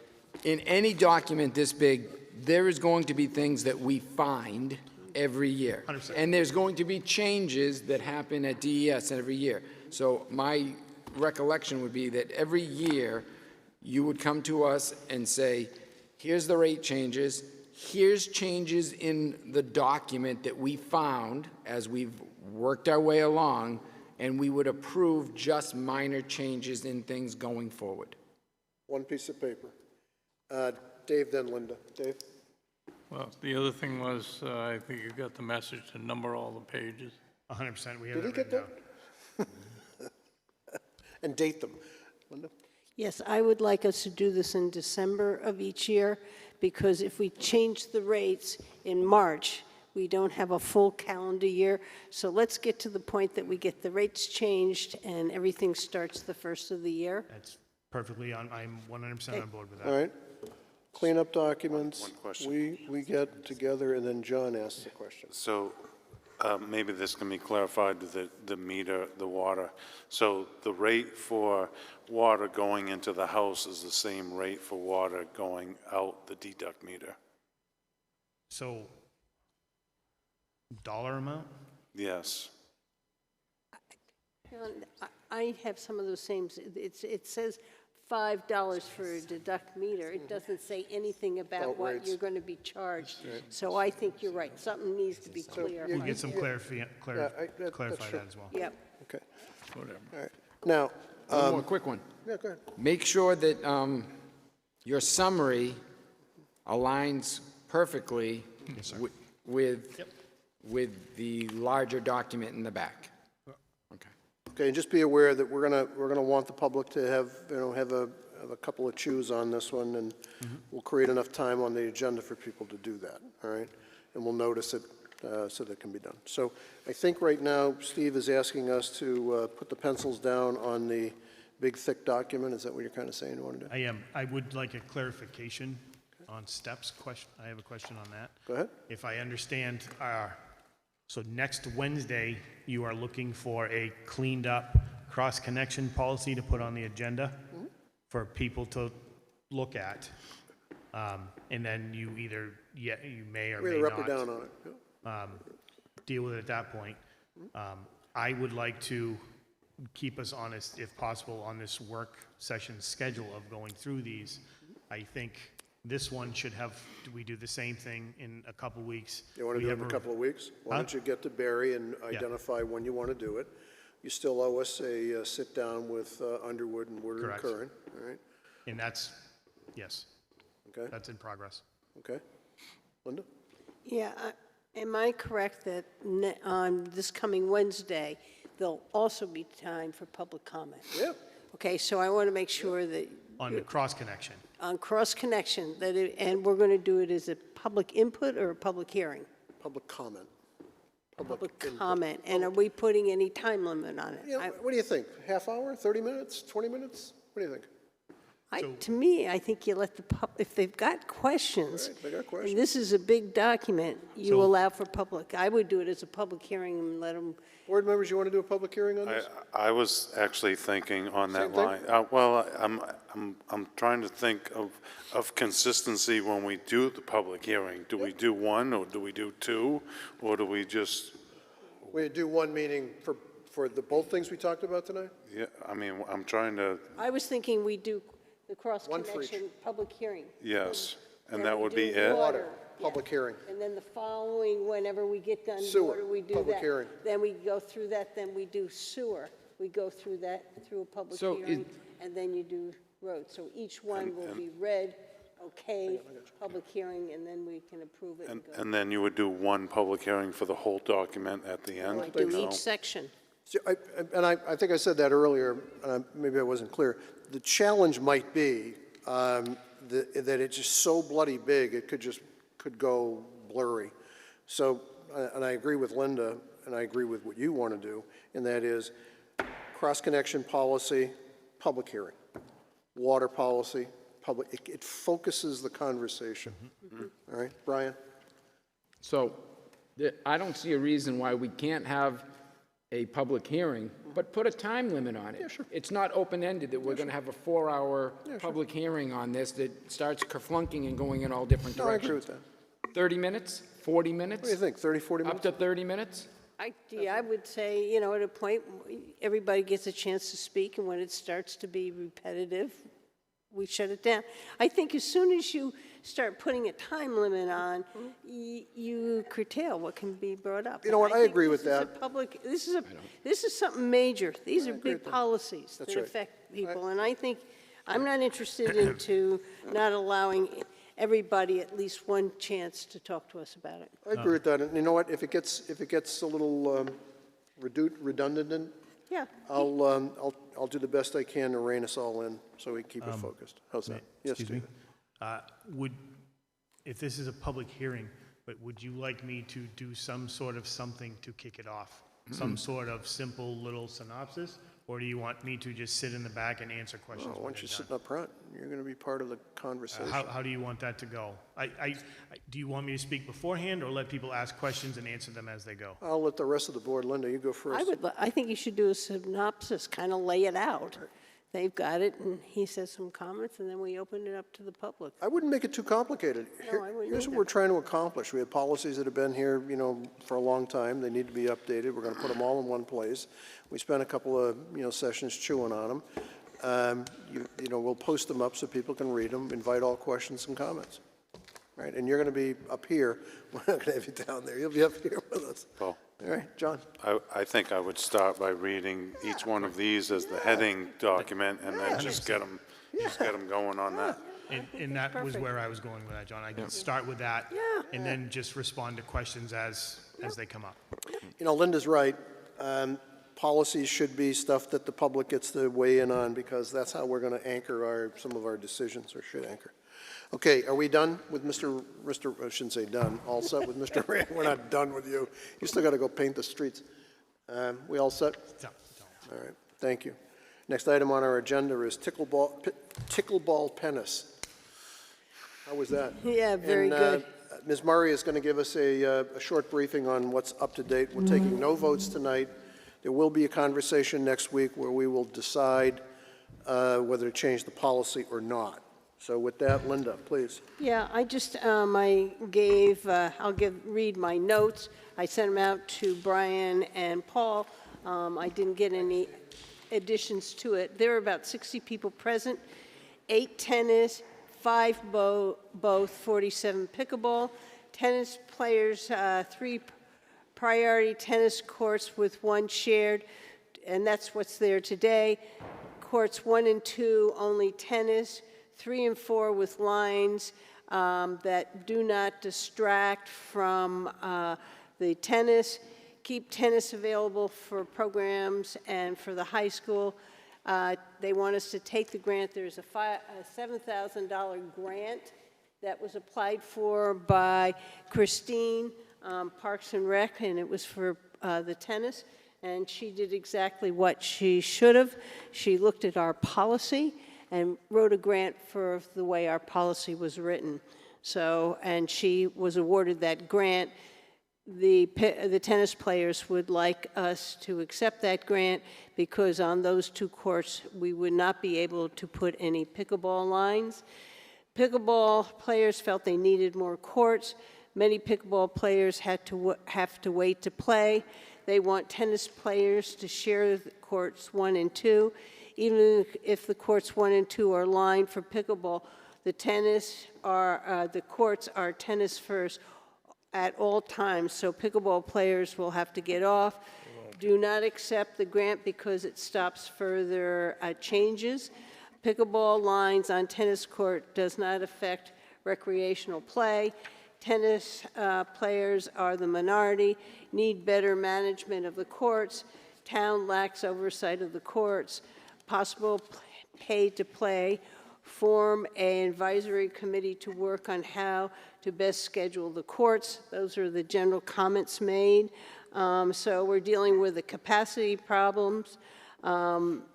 I think we need, it seemed like everybody can agree that we need some better management or sign up. And there's the question of whether we take the $7,000 grant. That was my notes. I provided to the Board of Selectmen the court policy and use, and I want to point out that Court 3 is tennis use only from 8 a.m. to 4 p.m. If the court is vacant, it may be used for pickleball, but must be vacated immediately if tennis players arrive to use the court. After 4 p.m., the court can be used for tennis or pickleball on a first-come, first-served basis. Court 4 is for pickleball use from 8 to 4. So I did not realize that Court 3, it was signed for tennis. So that's why I put that in their rules. I gave you, I went out on the website to try to find what kind of tennis programs we were having, and I could only find a clinic, which was going from May to June, and I texted Christine, and she got back and said no, that she's going to update the brochure online, that they do have tennis lessons, and all the lessons are fully filled up now, even though that was not on our on our website. The Warren Article 13 for the Forest Field Courts said nothing about a grant and said nothing about any of the courts being for tennis only. I think all of you have received all of the emails, and we've gotten many from quite a number of individuals on both sides. And then yesterday, we got a very interesting email from Joe Santoro, who has led the pickleball movement in the town for quite a number of years, saying that he felt that it is, if we manage the courts properly, that there would be enough, we have enough courts, but it's just how we schedule, and that he'd be willing to volunteer to make that happen. So this is the information, and Brian and Paul and I are here, and I guess it's John and Dave that weren't there, and any comments from you? This is just kind of to talk about where we are. Brian? So I have a little bit of additional information. There was a grant giving to construct the tennis courts as tennis courts that was a matching grant from the town of Wolfeboro in 1973. So it was a Parks and Rec grant that came through the state from the federal government for outdoor recreation for tennis courts. And only tennis courts? It said that's what the grant was for. It was to build the recreation area in Foss Field, and it was to build a playground, an outdoor skating rink with boards, a set of tennis courts, and a 60-foot Little League field. Yeah. And we've rebuilt those courts since then, so If I could, because I want to just move this along. This is my direct question. So what's the point? So,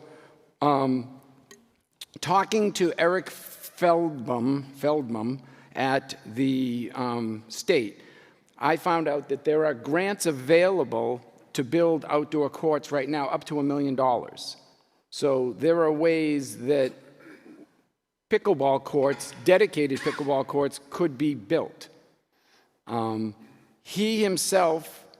And just for the benefit of those watching us, who is this gentleman? He is the head of grants and awards for the State of New Hampshire Parks and Recreation Department. Thanks, Brian. And I actually said to him, and I probably misspoke, I said, well, tennis is a sport that's kind of going away. And he said, actually, over the last 5 or more years, we are writing more grants every year for communities in New Hampshire to build tennis courts. He said it might not be as high a growth as pickleball courts, but it is a growing sport in the state again. And I said, okay. He said, there is nothing that I would say that would disallow a town from multi-purposing the courts. You couldn't change it to a swimming pool, but you could use the courts for purposes that are like. However, the state actually does not recommend having multi-purpose courts. They say multi-purpose courts have created a lot of arguments and a lot of problems in communities in the state of New Hampshire. So that's what his take on the whole project was. Now, I did talk to Brant Bauer, who has built courts for a living, not lots of tennis courts, but lots of sports courts down in the Florida area. There is a way to take the 2 right-hand courts, 3 and 4, and put 3 pickleball courts on each side. That would give you, instead of just the 2, 4, 6 pickleball courts, it would give you 8 pickleball courts. Yeah. And we could change 3 and 4 to just become first-come, first-use courts, and then have 1 and 2 still be dedicated tennis courts. Because we have 8 to 12 people at least, and Joe Santoro, and Brent Bauer, who's a pickleball player, and I've had 5, 6, 8 other pickleball players come to me and say, playing tennis on a court that's striped with pickleball lines is more difficult, and they think that the tennis group should have their 2 dedicated courts. So there is a lot of flux between what's going on. I hosied. Okay, that's absolutely I hosied. So I went off the rail here a little bit with you. So you told us that back in 1970 some odd that we accepted a grant for recreational efforts tennis. When I asked you directly, and respectfully hopefully, what was the point? Is the point that we did something wrong then? No. Okay, so that discussion that we accepted a grant is kind of an interesting piece of information. Yes. We built it. Okay.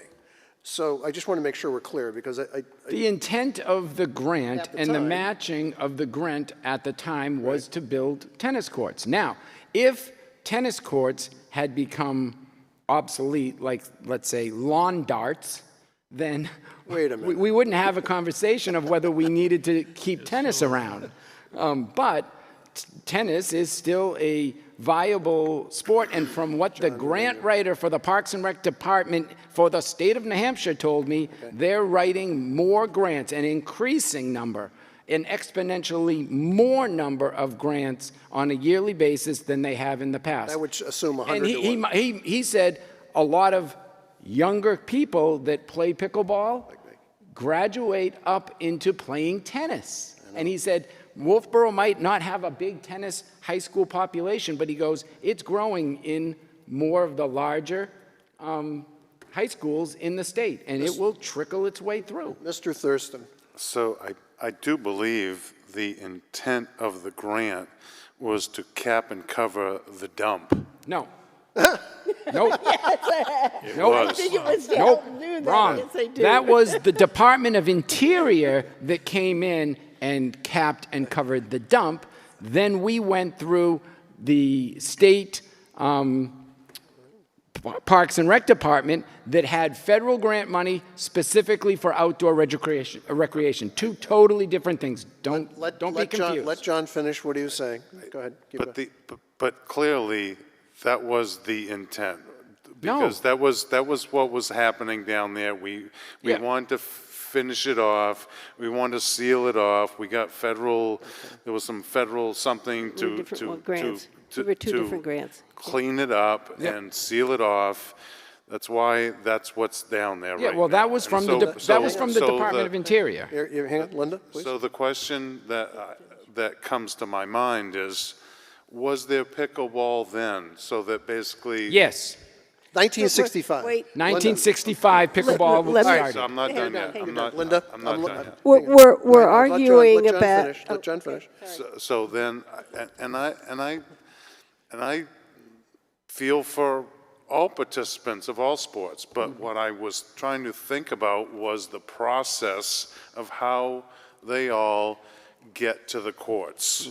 And like the golf club has you go online and you sign up for your court and you plug in and say, I want this time. There must be a time limit for a game or something. And then we can get some structure going to scheduling. So when people don't all show up down there, they all are standing around and it might make things a little smoother. And at this point, my other question after that is, and I think about Wolfeboro residents going to Meredith to use something, or how do we welcome other members of other communities, but still giving Wolfeboro residents first shot? That's, So Linda's next. Linda's next. Yeah. is it? One thing is, we got that in 1973. We have rebuilt those courts. Many times. Totally rebuilt. So we've. Well, hold on. filled- No. Stop. I just wanted to No, explain I want to that. finish talking. Explain that. No, though. I want to, that's what my comment is. You can like it or not, but we have rebuilt those many times. The other thing I want to point out was, and John, you'll remember that, used to be 2 tennis courts up off the golf course. We now have the Wolfeboro Tennis Club with 4 courts. So we've had a certain number of our tennis players are there. I went out and I looked and I realized not only are we giving tennis lessons, they are giving tennis lessons. And I think that's some of the reasons why we see less people in tennis, because when my kid was young, you ran down there to get them signed up because it's full really quickly. So I think we're going to eventually see that same thing happen with pickleball. There will be another group there. So, I think we have a hard decision here. If I look at the rules, 2 courts are for just tennis. There are 2 courts just for pickleball. There's 1 tennis court that's solely for pickleball, which adds another 2 courts. So they have 4, and there are 3 that are reserved for tennis. So that's kind of our number. Mr. Duchesne. Absolutely, it's Hang scheduled. on, Mr. Duchesne. Absolutely scheduled. So Mr. Duchesne. I unfortunately, I challenge Linda. I do not think that those courts have been rebuilt multiple times over the years. Those tennis courts have not, they may have been resurfaced. Nope. So they've been rebuilt. They tore out all the tar and they put new tar in. They put a new it matter? basin at one point. They put a new basin. So one Didn't they, time, Dave? so They one put in- time, one time. That's immaterial. You said, well, What- you said multiple times, so let's be clear. Okay, one Brian, time. I'll change it. I know for a fact one time. Okay, The one thing time you is did that. what you're bringing up really doesn't, in my mind, have anything to do with what we're trying to decide now, is Okay, now how she do we interrupted me and balance she's the, not letting me Brian, talk. can I finish? Linda, can I talk now? All right. All right, guys, let's. Please, let's 'cause you not- interrupted me. Let's not do this. So, Let's not do this. There are more pickleball locations around us where people can go to play with more courts than there are tennis locations. There are just as many private places and the high school, Tuftonboro Gym. There are a lot of places where people can play pickleball all winter long. More courts in the winter available right now, and Joe Santoro told me, and Joe Santoro is the one that created all of these venues for the pickleball players to play. I don't think that they should have less of a chance, but I also don't think that we should take all of our public courts and dedicate them all with striping so that pickleball can play on all courts, but tennis can only play on a couple of courts. We got 5 minutes. We had said 20 here. So Linda? Yeah, I just brought this up as information. This isn't an argument to decide what we should decide at the next meeting.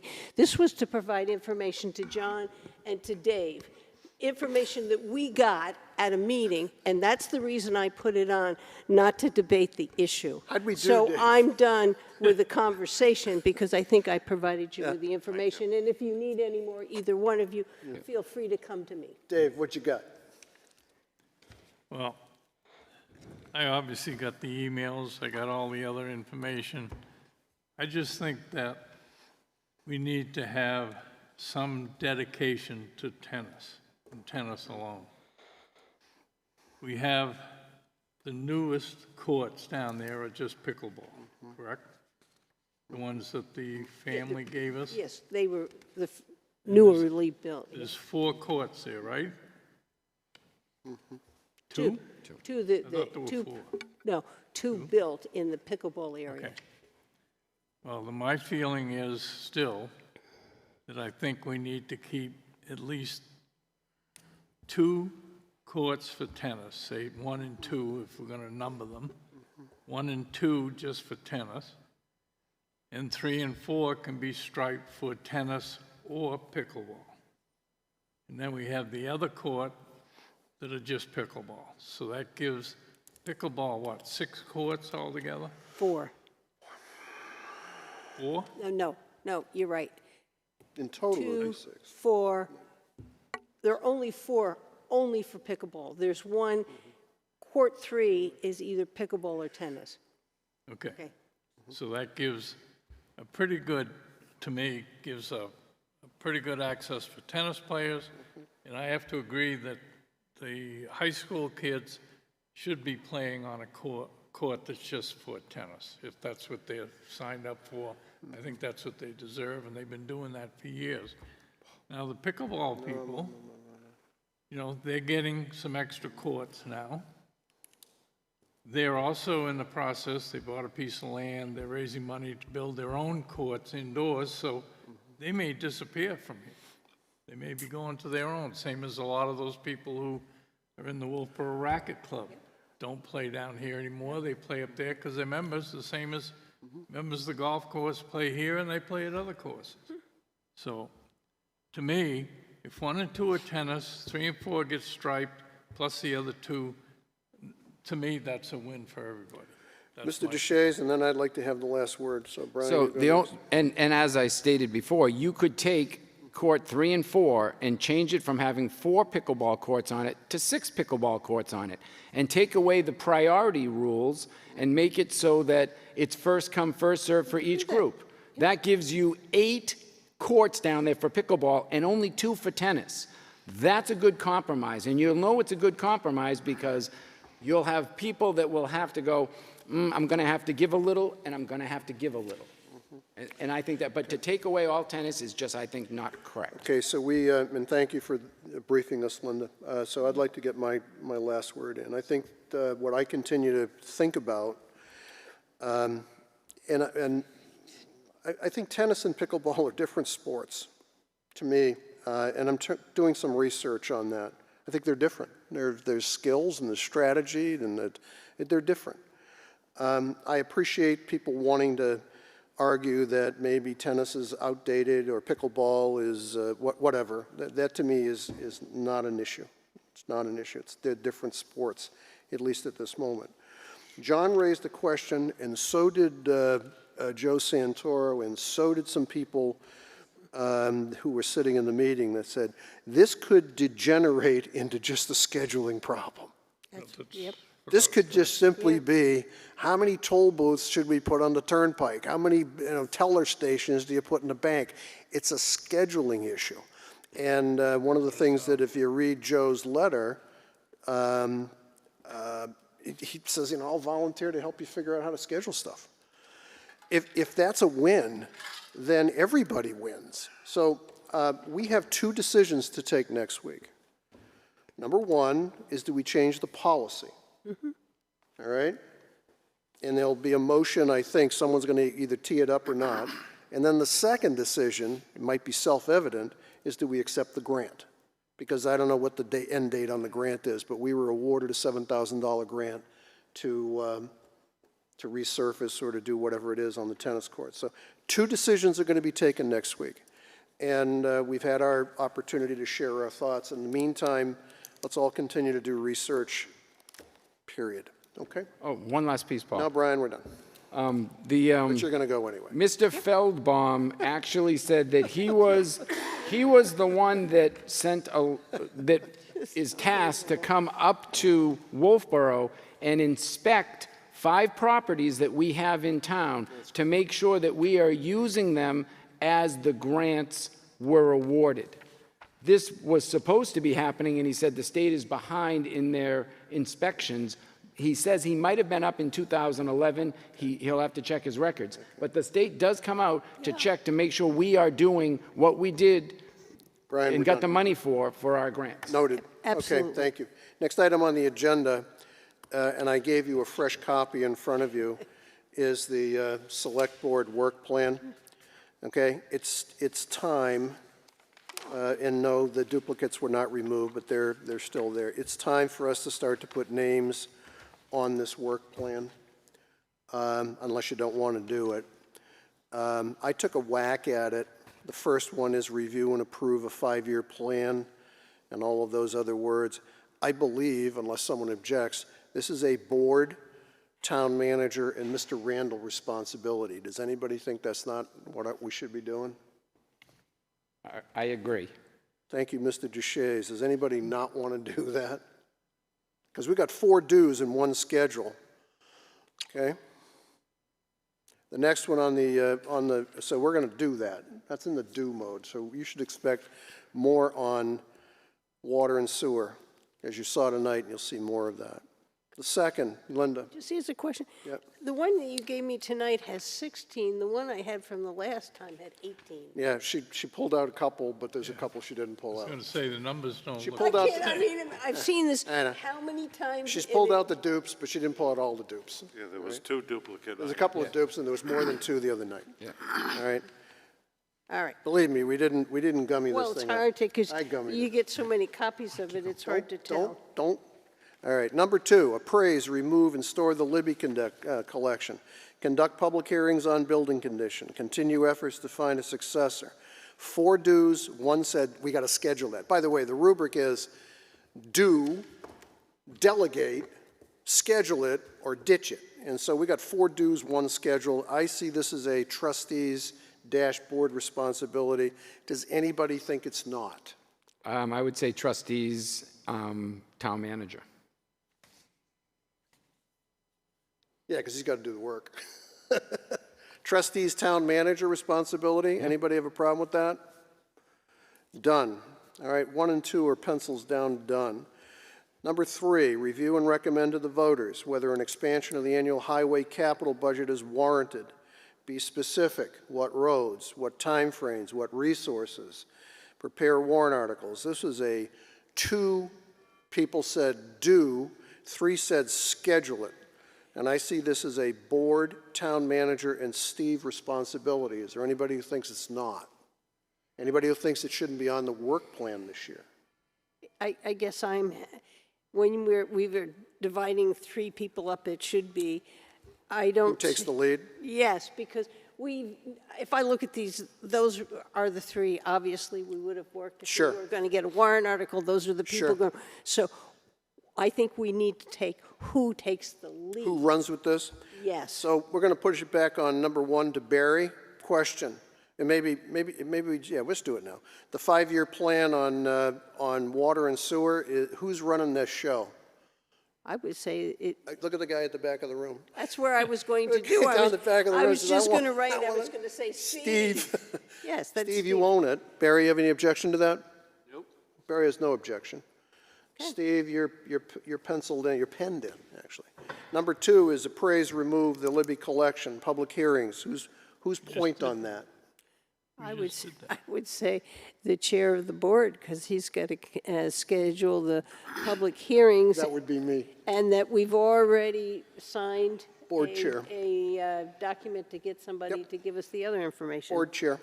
And Barry, you'll be my second on that, because you have to So send that's for stuff number out. 2, we're changing number 2? No, it's board and town manager, but it's the chair of the trustees, me. So it's the trustees and town manager That's right. No, it's the Chair chairman of the of the board. trustees.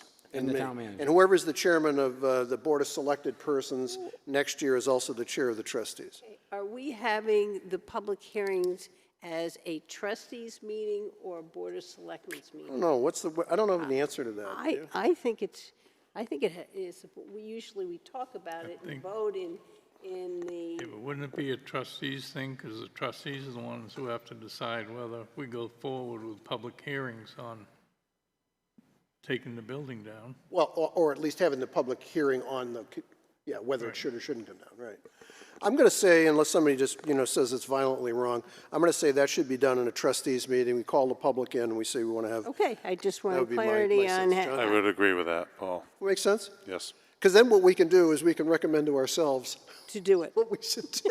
Okay, I just wanted clarity on No, that, so. all right, I agree. So let's go back to number 1. Number 1, Steve Randall's only doing it. No, No, and the board and the town manager, but he's running point. yes, He's the point person. So when we want to congratulate someone, we'll congratulate Steve. yep, When we want to yell at somebody on the Libby, you can yell at me. that's All right? correct. Thank you, Linda, I appreciate You're that. welcome, anytime. Anytime. All right, number 3, review and recommend whether an expansion of the annual highway So, budget. hold on. So if you're going to be the point person, then you should go back to be the representative to the Friends of the Libby Museum. No, No, no. Brian, we're not going to reorganize things. We're just trying to figure out how we move these work plan things forward. If you want to bring that up and move it and we'll motion it, we can do it. We're not doing that. Personal opinion. We're not doing that tonight. I think what Paul's trying to say is he's going to be the ringleader after the information is brought in, that you brought in, and we're just basically going to seal the deal. Well, something like that, but ringleader, All right, number 3, review and recommend to the voters whether an expansion of the annual highway capital budget is warranted. Be specific. Look at the hand go up down there. What roads, what timeframes, what resources? absolutely. And that would be, there's a gentleman down in the back who's signing up. Mr. Randall wants to run point on this. Board and town manager, are we okay with that? I think so. I agree with makes that. So sense. Steve's getting all signed up for things. Fix, this is the next one. This is 2 voters said, delegate this to somebody. 2 of us said, schedule it, and 1 said, get rid of it. Ditch. The verbiage is, fix road and parking signs. Align signage to ordinances everywhere. Everywhere. And I'll just parenthetically, I'll just say, I get them, you get them, people saying, hey, we got this municipal parking lot, and there's no signage that goes. So who wants to run point on this, or do we want to say it's not important? What are we trying to solve? We're trying to solve signage in the town, where you should park, wayfinding signs, if those are permissible by us. Our signs could be outdated, they're old, they're on the wrong place. Some of our signs you can't even read. I thought that was a planning board subcommittee. That would be for wayfinding signs, but our roads, Yeah, it's our roads. see, Linda? yeah, I see that as one of our work plan that I would put towards the bottom, because it's a schedule, nobody has on it to do. So I would I would say, let's hold on that and keep on going down through the ones that are due and see. So we'll come back to it. Yes. I would delegate it to the highway department. So, Oh, we got- Hang on, John? John, so then, I'd actually like to get feedback from the public on what, on signs? yes. Sure, okay. Well, let's come back to it, because that might be a way in which we move it from schedule to do, right? Now, what'd you say? I have a question. Yeah. Who takes care of the signs in town? Can someone raise their hand? Oh, Steve Randall in the back is, so why would anybody but Steve Because it come could, to us and tell us what signs don't align, what signs do, and make suggestions to us? because there could be wayfinding signs, And that goes to the planning and that board. goes to the planning board. And that goes to planning, so That goes that's, to the planning So I board. just, Remember- it's not one, I just looked at Yeah. it, it's not one that pops up. None of us said do. We got schedule, delegate, and delete. So yeah, I said delegate I because just I push wanted to give it to the So- highway department because just they're like the to ones move that put on. up the signs So in what the Linda, spring, what put up the Linda's signs saying in the is, let's go winter. through the big do's, and let's come back. So here's another do. Drop your eyes down to number 10. Yep, Who's responsible for that? that's SB, that's us. The select board. Way. Nobody else. And we own that one. And number 10 is successfully recruit and retain, those are two important words, our new town manager. By the way, that's a duplicate of number 12, which we're going to squish out. So this is a board responsibility, and we own it. Yep. Anybody disagree with that? Now, Barry, you're going to be helping us here, you know, through the Michelle function and that kind of work. Okay. All right. We have, where's the other ones we had here? The rest of them appear to be, you know, either delegate or do later. The next one, which I wanted to argue for, and I think we'll talk about this shortly, is to deal with our accounting systems. Where did I put that, Linda? Oh, here it is, number 11. Number 11 says, actively support the town's efforts to migrate its accounting and reporting tools, prepare warrant articles. One person said, let's schedule that. 4 people said, let's do it. Who's got the duty to do it? Town manager and his staff, which would put the finance department, would be mine. John, you want to So comment I on it? have a question on our system. Are we going to upgrade and become modern, or are we going to still use the old dinosaur system? Because I think that might be one of the reasons why we are not getting finance candidates. Well, see, if I read Just this, throwing that out there. it is the town manager, and I would expect him to know that. And then it says, and prepare a warrant article. That's what I was I thinking. think, you know, my personal opinion, John, the current state of our accounting software is that it is an unsupported product by the vendor. They no longer provide software updates, bug fixes, it's unsupported. To my personal opinion, to expect the town manager to come back and his team or her team to come back with a recommendation that says, let's put a little polish on that, I'd probably have a problem with that. I would probably not resonate with, you know, let's just polish it up, because it can't grow. Linda. That's not what this thing says. It says actively support the town efforts to migrate its accounting and reporting tools. That tells me new. New. The person is Well, who's going you're to- interpreting new, but John was wanting to know, are we just going to put, you know, I'm saying do away with the old. well, we're going to go new and improved? Yes, do away with the old, get modern. Well, that's what, Unless, Migrating, you know, infers that we're going from one system. that's what how I read it. How about change migrate to replace? I'd go with that. there you go. All right, Let's I'll take the replace. word Would that replace. make you feel better? Or 'Cause that's- upgrade. that's new and You improved. can't say upgrade because people will say, well, you're just going to take the old one and make it better. Nobody's talking about upgrade. We're replacing. We're going to either migrate or replace. It's the same Well, thing. we have to get with the times. No, I don't think anybody, I Just think wait, nobody's- there's more coming. Because Town, that might be, that we might be incentivizing somebody to join our town as an employee if we say we're going to, but they need to be able to possibly be part of that solution. Yeah. A new finance director should come in and build their software for their office.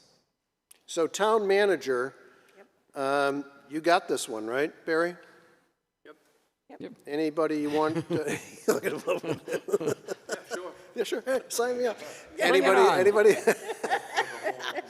Anybody you want as a sidekick? I mean, Randall's wanting to sign up. Anybody you want as a sidekick? Town manager and a staff. Staff. All right. Well, town manager and the new finance director that we hire. That's right.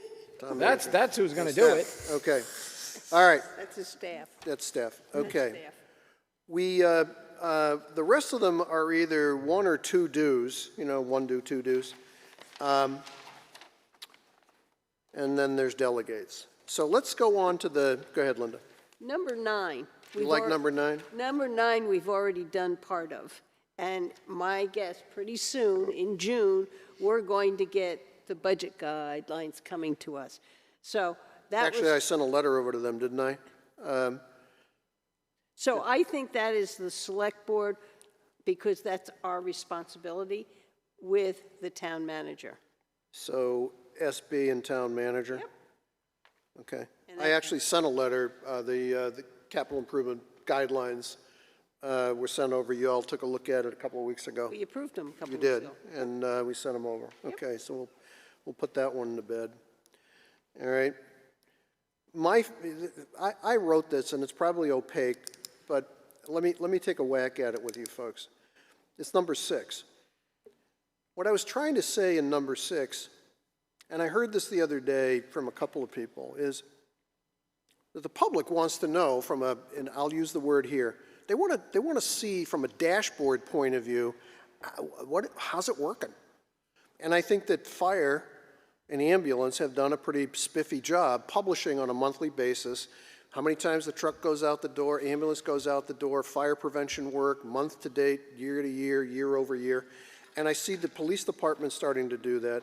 And I guess what I'm asking is, how do we know as a town, for the public, that we're putting out, how do we communicate, more importantly? We're putting out a dang good product, and how do we benchmark that? That's kind of what I was trying to get at. Yes, Linda? Well, the department heads put together their goals, which is one thing that we did.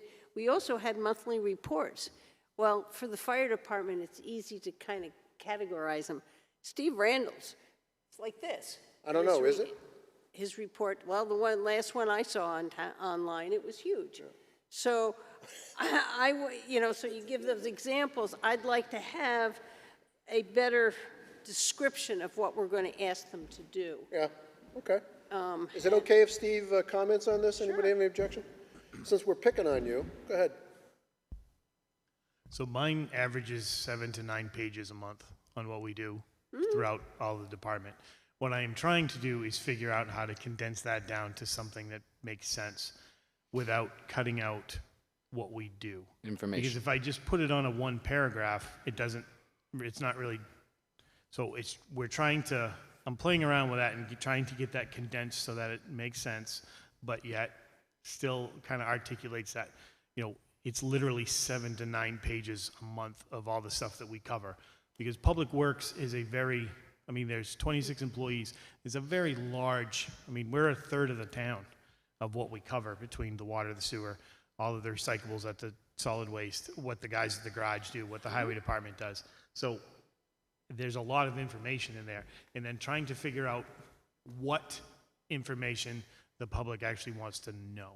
Do they want to know how many, I think it's important for them to know how much repairs we do, that the 2 mechanics that cover all of the town and over the 120 pieces of equipment that they service. I think that's important. But, okay. Brian? So a 5-year plan turns into a 10-year master plan. It just ends up being some kind of document that sits on a shelf and gathers dust after half of its useful life. So do you have a better idea? I think that we should, and I think we do, but I think we have to be more diligent with it, have department heads come to us monthly or quarterly, whatever we determine, with a good report on their operations, including where's their budget, Right. how's their staffing, what kind of services have they provided, and it can be a 2 to 7 page summary, and they come to us monthly or quarterly, and they don't have to all come in the same month, we can stagger them, and they come to us and tell us, this is where we are. Linda? I would like to see the department heads put goals together.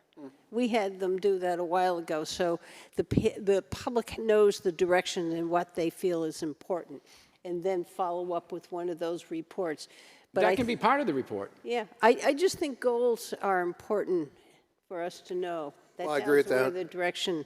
You know, if you don't know where you're going, any road will take you there. Highway comment, right? So, can I comment? Yeah, go ahead. So, just for instance, we do that weekly. So we have our Monday meetings every Monday morning with with all my foremen and what I would consider my department heads. And that's exactly what we do. We go over what our goals are for this week, what our goals were for last week. Did we achieve them? Why didn't we? Or yes, we did, or where we go forward. So we do that already on a weekly basis. It wouldn't be that difficult to. Do kind of a yearly. Right. Yeah.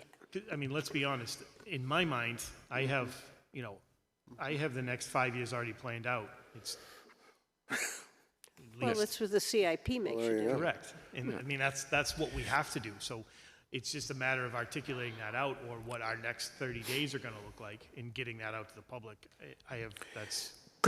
So you could squeeze your weekly things into a quarterly thing?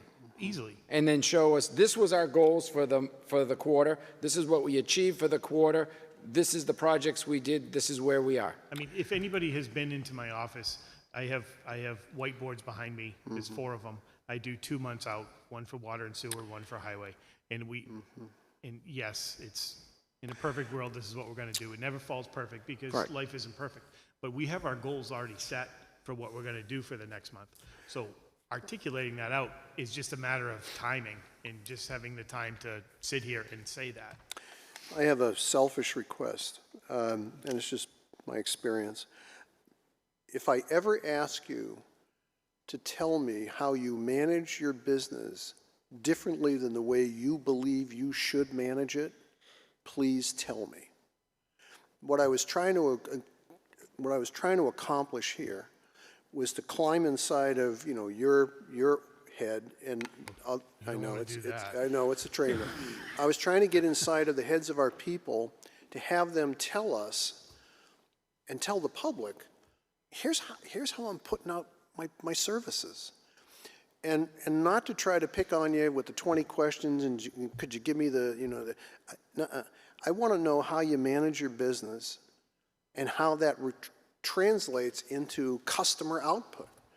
And so that was my selfish ask, to kind of minimize the staff work on you. Not to, and I'm pushing back on you, Brian, not to create the goofy plan, and I'm not saying a master plan is goofy, but I try to minimize the staff work and maximize what you do so that you go back to the office the next day and say, we got to improve here.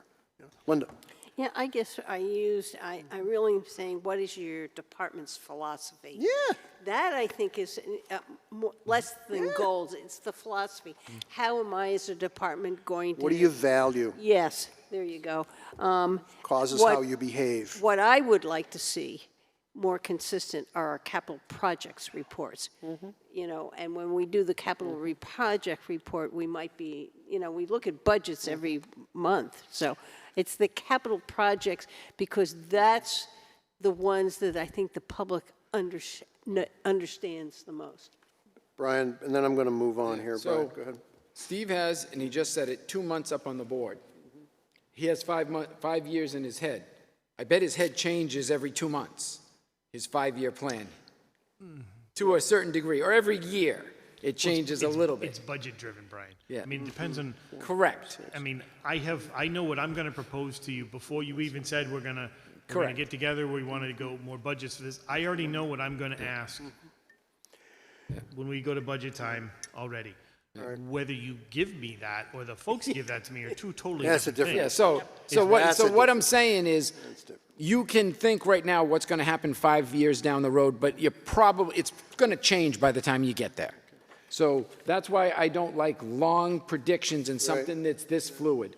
So if he's already doing 2 months out, let's have him come with goals, philosophies, projects. He already gives us the capital projects. That's his information that he's going to be giving us. He's going to be saying, we did the sidewalks, we did this. 6 months from now, we're going to be doing that, blah, blah, blah, blah, blah. Let him build and give us what he's doing. So I'm going to try to park this right here, because I want to make sure we have time for the next conversation. Think about it, Barry, Steve, and the department heads.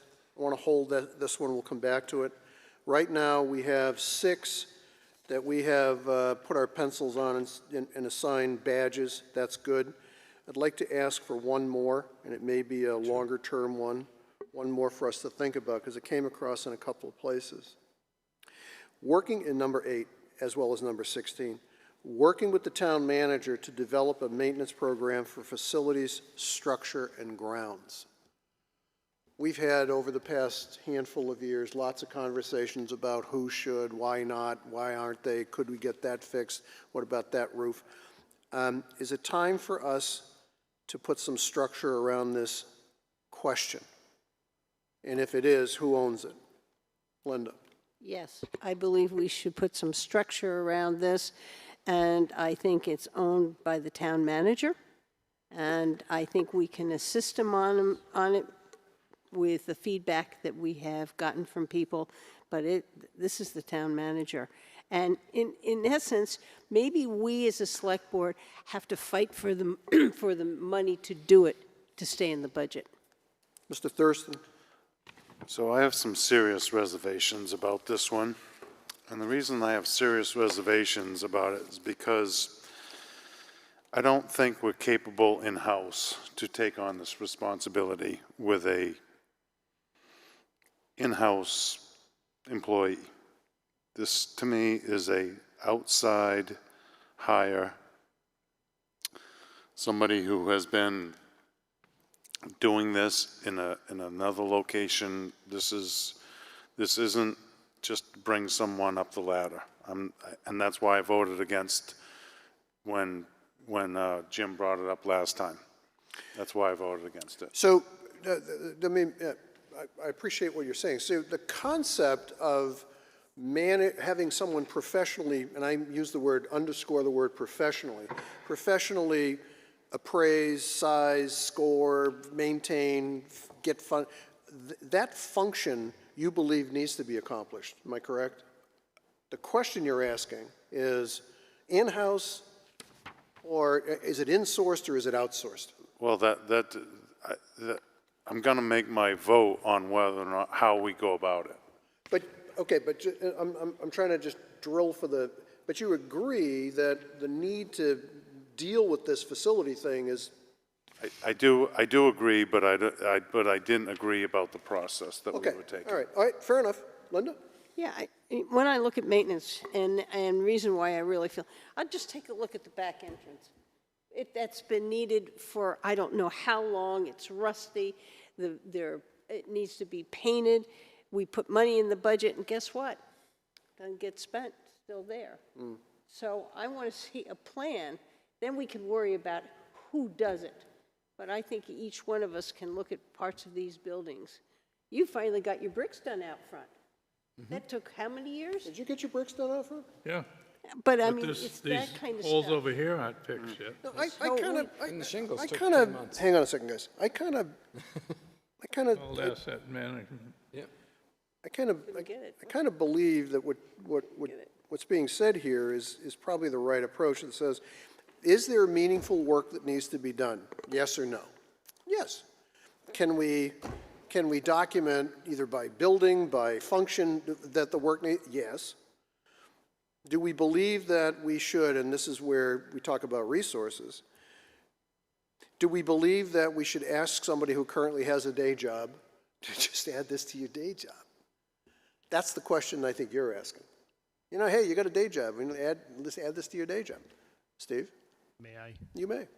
So since, I guess for a lack of any other option, the majority of these duties fall to Public Works. We were given this building to start to take care of midstream of stuff. There was talk of us overseeing all of the buildings and facilities in town, which I am not opposed to. It raises a couple questions for me, similar to what I think what John is thinking. We don't have the manpower or the skill sets to be painting and doing all of these things. What I do think we can do is manage them. So I think those things should be hired to painters. I think painters should be painting. I think the cleaners should be cleaning. I think furnace people should be cleaning furnaces and inspections. What I don't, and I think we are well capable to do that. That is scheduling. That is admin. It's an admin position per se. What we can't do is do all of the work. And right now, the majority of it falls to us to do, and that's a bit of the issue. Brian, then you. Okay, so you're, all right, go ahead, Brian, next. So I found out talking to Mr. Feldbaum about pickleball courts and tennis courts, the docks in Back Bay, there was a grant to rebuild those docks, and it was a matching grant. And he said to me, right now, we can get a matching grant to rebuild those docks again. It's one of the 5 locations, Abenaki, Lodge, I'm having that, trouble lining so on and that so up on. to the So maintenance function. whoever, all I'm saying is whoever is going to be doing 16 and 8 doing the maintenance has to be able to also help find grants, get money, schedule contractors, it's going to be a big hat the person is going to be wearing. Can't be somebody who was just a guy who did painting and nailing and stuff around town all his life. He can't be a handyman. It has to be somebody that can do more than just nail things together. Okay, 2 more. Linda? Yeah, I just, I can say that, Steve, I would love it. We had money in the budget to do the painting in the back. Who had this building had to hire somebody to do it. We aren't expecting them to do it. And for multiple years, it doesn't get done. That's my issue. We have to put the maintenance top, and we have to follow through that it takes place. Whether your department's running, whether we hire somebody to do it, we just got to get to the point that we It's get the it done. I can tell you the front of this building, it's starting to look the same way. Same as before. We got to grab a hold of it and get a list, because I never got my asset management plan on this building, and then decide what is the best way to structure getting it done. John? So this last winter, I met a gentleman who was the facilities manager in Hollis, or formerly at Hollis. And he said, I didn't query him to say, we got a job. I said, so. How do you do it? Well, yeah. How do you do it? It's the system. They have a system. Yeah. And so I said to our former town manager, I said, well, there's somebody that's willing to come in and sit down and talk to you about the facilities manager process. And it didn't go anywhere. So I'm sitting here It's on the table now. Huh? It's on the table now. Okay, so I'm just trying to, I'd like to be able to throw out a text and say, is that offer to come in and sit with our town manager and go over how something goes? Unless I hear differently, I'm hearing that this is an issue that this board wants to take That's forward. what I'm saying. So the question is, who's going to wear the badge? Yeah. Didn't our planner do it at one time? Who's going to wear the badge? I would say the town manager and his staff, with the help of the Board of Selectmen, to talk about those areas we really You want to raise your hand and help? Sure, Town manager? sure. Barry, town manager wears the badge on this one? I think so. Town manager and staff, and John's going to raise his hand to help on that one. You okay with that? All right, good. I'll help. And Brian wants to raise his hand. I'm out then. I wanna do it one-sided. Either you can do it or I'll do it. I'm not gonna commingle. That doesn't, well, I call it cooperating. Okay, what do you want to do? I said I want to do it. It's the only thing that I've signed up for, so I want to do it. Okay, John, you're in. Brian, what do you want to do? Okay, town manager, John, if Brian wants to join, I'll let these guys offline sort it out. All right, since you were very accommodating, I want one more. Where's the one more? What do we want to do about the Docks and Wharves Committee? Well, can we do something? Can we pool it all together? Can we do, Yeah, I'll can we do parking lot, docks and wharfs, and, Tell you what I'm going to do. I'm going to park it right now. I'm going to have this list cleaned up. We'll Thank come you. back to this one. Thank And then you. if you want to pool resources, we can do that. Yeah. Right now, we have 1, 2, 3, 4, 5, 6, 7 things that we have actually put names to, all right? So I'll come back. We'll have Amy clean this up. Thank you, Amy, for doing this. And we're going to leave this right now. It'll come back on the agenda. The last item on the agenda is a finance update discussion. And I'm opening up an email, not for new information, but I'm opening up an email because I have some reference notes that I want to read to the public here. Linda, you want to start or you want me to start? No, you were going to start. Was I going to start? Absolutely. Oh, shit. Okay, yes, all right, I'm going to start.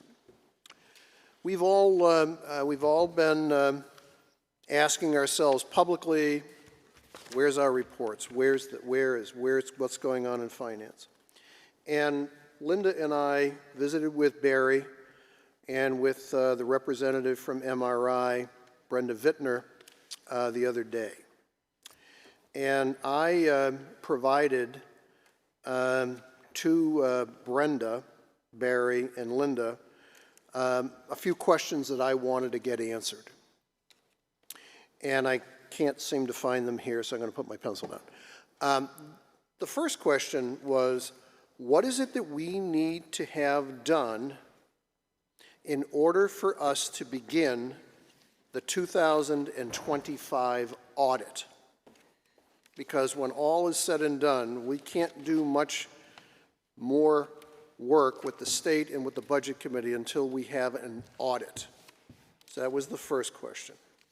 The second question was, what bracket reports should our board be able to receive on a frequent and predictable basis? And those were the two major questions that I asked. You want me to keep going? Yep. The audit. In order to have an audit, you need to have your books closed.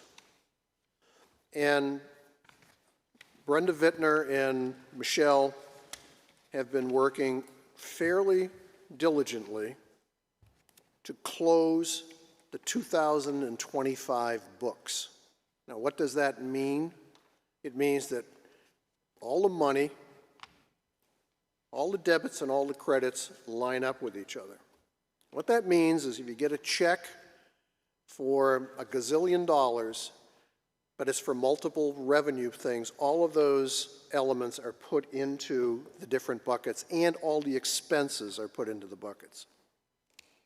The good news is the 2025 is now officially closed.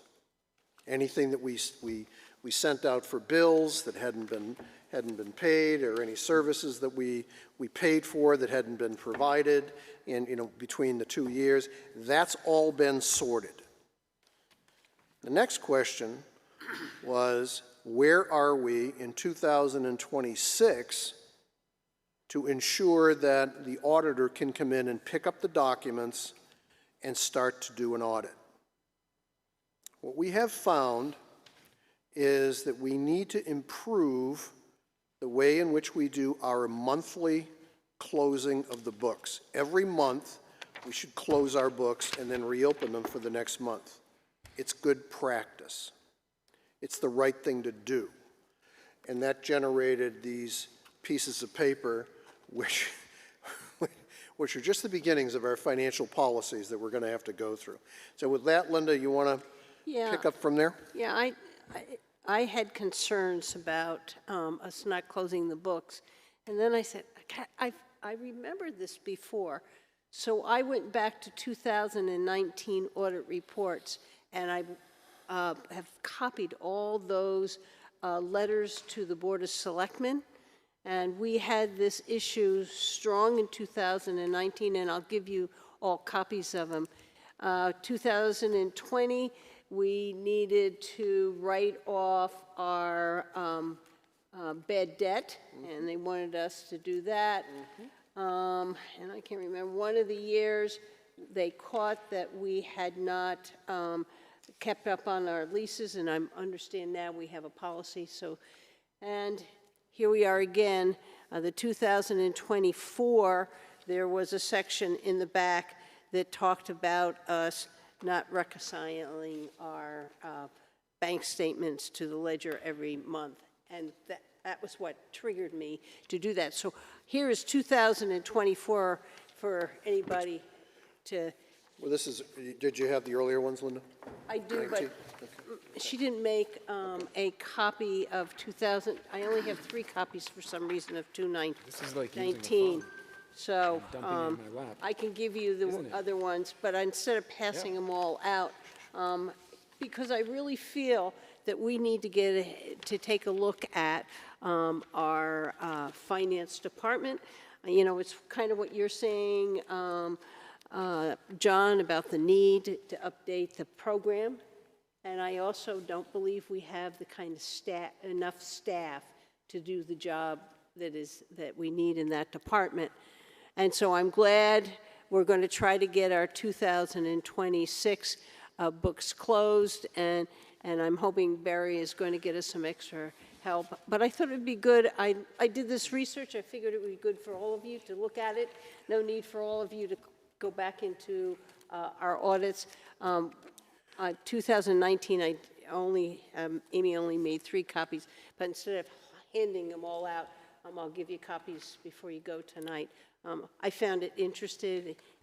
It made me realize that we needed to put more focus right here on our finance department. So, and I thank Linda for doing this. If you take the time, and we will get you the copies of it, 19, 20, 21, 22, 23, 24, there was no reference made to material deficiencies. Right. And those of us who are business people, when you see that, you get really nervous. There was references, and are references being made to what you would call controls, financial controls. And just to allay any concerns, it has nothing to do with money and cash. It has to do with how the money is getting put into the various accounts. A rhetorical question would be, does anybody in this board understand how our accounts payable process works?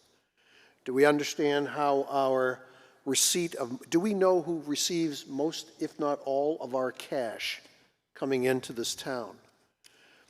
To John's question that you asked earlier, are we simply looking at some of our existing system and trying to force fit something on it when we found out that we have somebody who bought a new system and it doesn't talk to our existing systems? Yep. Technically speaking. Mm-hmm. We have mishmash. This is a conversation that I believe is going to take us back into the boring mode of going back through our financial policies, because if we get these things right, then that's good. If we choose not to work on those, that's not a good thing. So a question would be, financial people or IT people? We've never had a very serious IT person in town. The IT person, if we had one, would have known that our new billing system wasn't going to align with our financial systems. So That's possibly right. So, and when we were paying our old IT person $47,000 a year, I mean, that's not enough to secure somebody who is doing the important stuff. Linda? I think I need IT, but I think we need finance first. And then I started to say, oh, we had all those policies. Well, I would like to look at the internal physical control policy, and the other one I would like to look at is post and cash batch procedures. Those are things I think are policies that would be good for us as a board to look at first, because I think it plays into what's going on here. And yes, if we could get IT and another finance person, I think we would be a lot Well, smoother. and- But we need the help in the finance. I think a possibility is that our new finance person is as up to date on technology as possible, so when they build a new finance package for themselves, whatever software package they use, they could make sure that it does communicate correctly with the rest of the town. And I agree with you, but I also think we need an IT presence. See, I think there are two. I think, Yes, yeah. I think it would be good if they had that. Yeah. So I think there's a couple of conversations. One is, all will be solved with a new person. It'll all get better as soon as we hire somebody. If you have the right person in place that understands what they need to do, and you hire a person with the expectations that that's what they're going to do, I agree. then you can fix your problems. If you hire somebody who doesn't understand what needs to be done in the town to align things, then you're just So the definition of insanity, doing the same thing over and over again and expecting different results. and respectfully, you interrupted me, but that's okay. All will not be fixed if we just simply hire a new person. It'll get helped. This board, Buck here, has got to step up, and it's got to start, not in a threatening way, but in a deliberate way. We have to ask ourselves some very clear questions about how we expect to manage our financial assets, and then give that as expectations to our new person. Clearly with the understanding that we don't know bojangles about how to do IT software. We don't know squat about that. I'm being rude by saying that, but be that as it may. We need to start dealing with simple things which will have big impacts. And the first is going to be preparing whomever this new person may or may not be to add resources to the finance function. Correct. Doing it the way we're currently doing it is a fool's errand. It's a guaranteed failure. Now, some people may say, you know, here you go, you're just bulking up the middle of the, you know, the ballast of the town. I go, okay, maybe, maybe not. We'll have to prove our case. To John, now to your direct question, we need to get rid of what we currently have for financial software. It's not even financial software. It's accounting software. It doesn't do finance. It doesn't do analytics. We need to kind of figure out how to do that. And I'm not even sure, and this isn't being disrespectful, but I'm not even sure we have the resources here in this town to actually know what questions we need to ask. Kind of like to your point about the maintenance person. So we need to get about this PDQ, because I suspect if we've been getting these kinds of billets-doux from the auditor for the past 6 years, I would bet the trend line will continue. We might get another one. So we need to get in front of this. Linda? Yeah, I think I kind of look at it differently. We had significant issues in 2019. Guess what we were doing? We were turning over our finance director. In fact, we turned over too quickly. Here we are again, we're at a transition, and whatever our system is, it is not easy to get everything lined up again. I felt that there were some years we did very well. So I don't see that there's, we're constantly having it. But I think it is, in 2024, I think it's pretty clear that we need to up our game. One of the things we asked Brenda Vittner, what do you think one of our problems is? And she said, not enough staff. Well, actually, on that point, at the risk of being a little presumptive, I basically drew a picture of an organization chart, and I just said, fill in the blanks of what we need, right? And I think this is not intended to build organization, but again, let's just get back to the basics. We're moving $38 million in and out of this town every year. That's a weekly burn rate of how many dollars? It's a lot of money. You see the manifest. You see all this stuff. It's got to go all in. We have a checkbook function. It's $710,000. It's a lot of money. A week. Occasionally, we send a check over to the school system. a couple million. We're moving money in and out of this place. We need to close the books every month. Yep. And we got to get good at that so that we can do audits. And the good news is we have an outstanding treasurer, and we want to keep it that way. Well, Yes, sir. so you've been in business, I've been in business, Paul. Once or twice. When we have a CEO of my company that's hired, or if we have a software engineer that's hired, or if we have a mechanical engineer that's hired, I don't have to understand what they do. I just have to know that they're competent in doing their job and that they will get the job done. My job is to make sure that what they're doing is correct.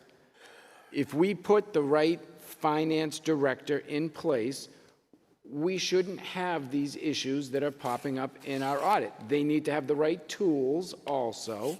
So with the right software package that communicates with the rest of our software in town, with the right finance person, we shouldn't have audits that have things that aren't correct by the end of the year. Well, I'll just, It shouldn't be our responsibility to go through and check all the numbers on a finance director, or else why do we have a finance I'll director? kind of sort of agree with you, but the difference between where I came in the business world and where you are in the business world is we can make those kinds of decisions somewhat unilaterally. Unfortunately, or fortunately, depending on your perspective, we have to argue our case on a capital rationing basis with our budget committee and with Mr. Randall and with everybody else that says, no, I need more, I need more, I need more. We're going to have to move this thing to the front of the line if we think it's important, and we need to take our case to the voters. If we don't do that, it'll fall on the cutting floor of the budget. That's the difference as I see it. And I agree with the other stuff about, I'm not going to go in and write SQL language programs. I don't know how to do that. Go ahead. I believe we're the second set of eyes on that document's coming out. That's exactly right. And we have a That's exactly responsibility to read them, and we have a responsibility to keep an eye on these audits. Yep. And I don't plan to do it, but I do plan to check it. And I think that is our responsibility. Yeah. So I'm not willing to just give it and say, he's got skills, he No, can do no. it. No, this is, really I don't very think it's an strong. Olay. We're not going to do it. So who's the question? We get the audit. Who should have eyes on it? All of us. And We who all else? read this. We Who all else? got this. The finance function The finance director. and the operators.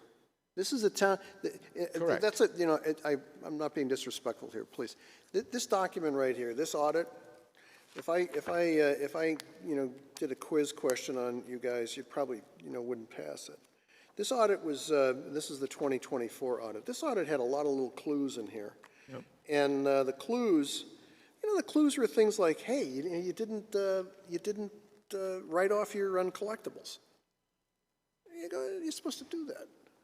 If somebody owes you money and they just don't pay, you write them off after you do your best, to your point, after you do your best to collect the money. But those are little settlement issues that individually they're not a big deal. Collectively, there's a pattern. That's all. We have to deal with the pattern, and that's management's responsibility. All right, with that, I think we are done. Linda, do we have anything else? No. But I bet you want a motion to go into non-public. Well, wait a second. Hold on. I have, Recent research. I have other business. I don't see Brian it, has- I don't see it on here, that's no why other I'm business. On there, Brian. You're out of other There's business. no other business. You're out of order. Can I get a motion to go into non-public, please? So move. I have a motion to go into non-public. Can I have a second? Second? I have a Then I'll have to second. save All these those for in next favor, aye? All right. Aye. Aye. No. Aye. Aye. Okay, we have 4 ayes, 1 no. We're in non-public. I'm going to put all these other, I'll just put them up there. I have the year on them if you want a copy of the other, you can.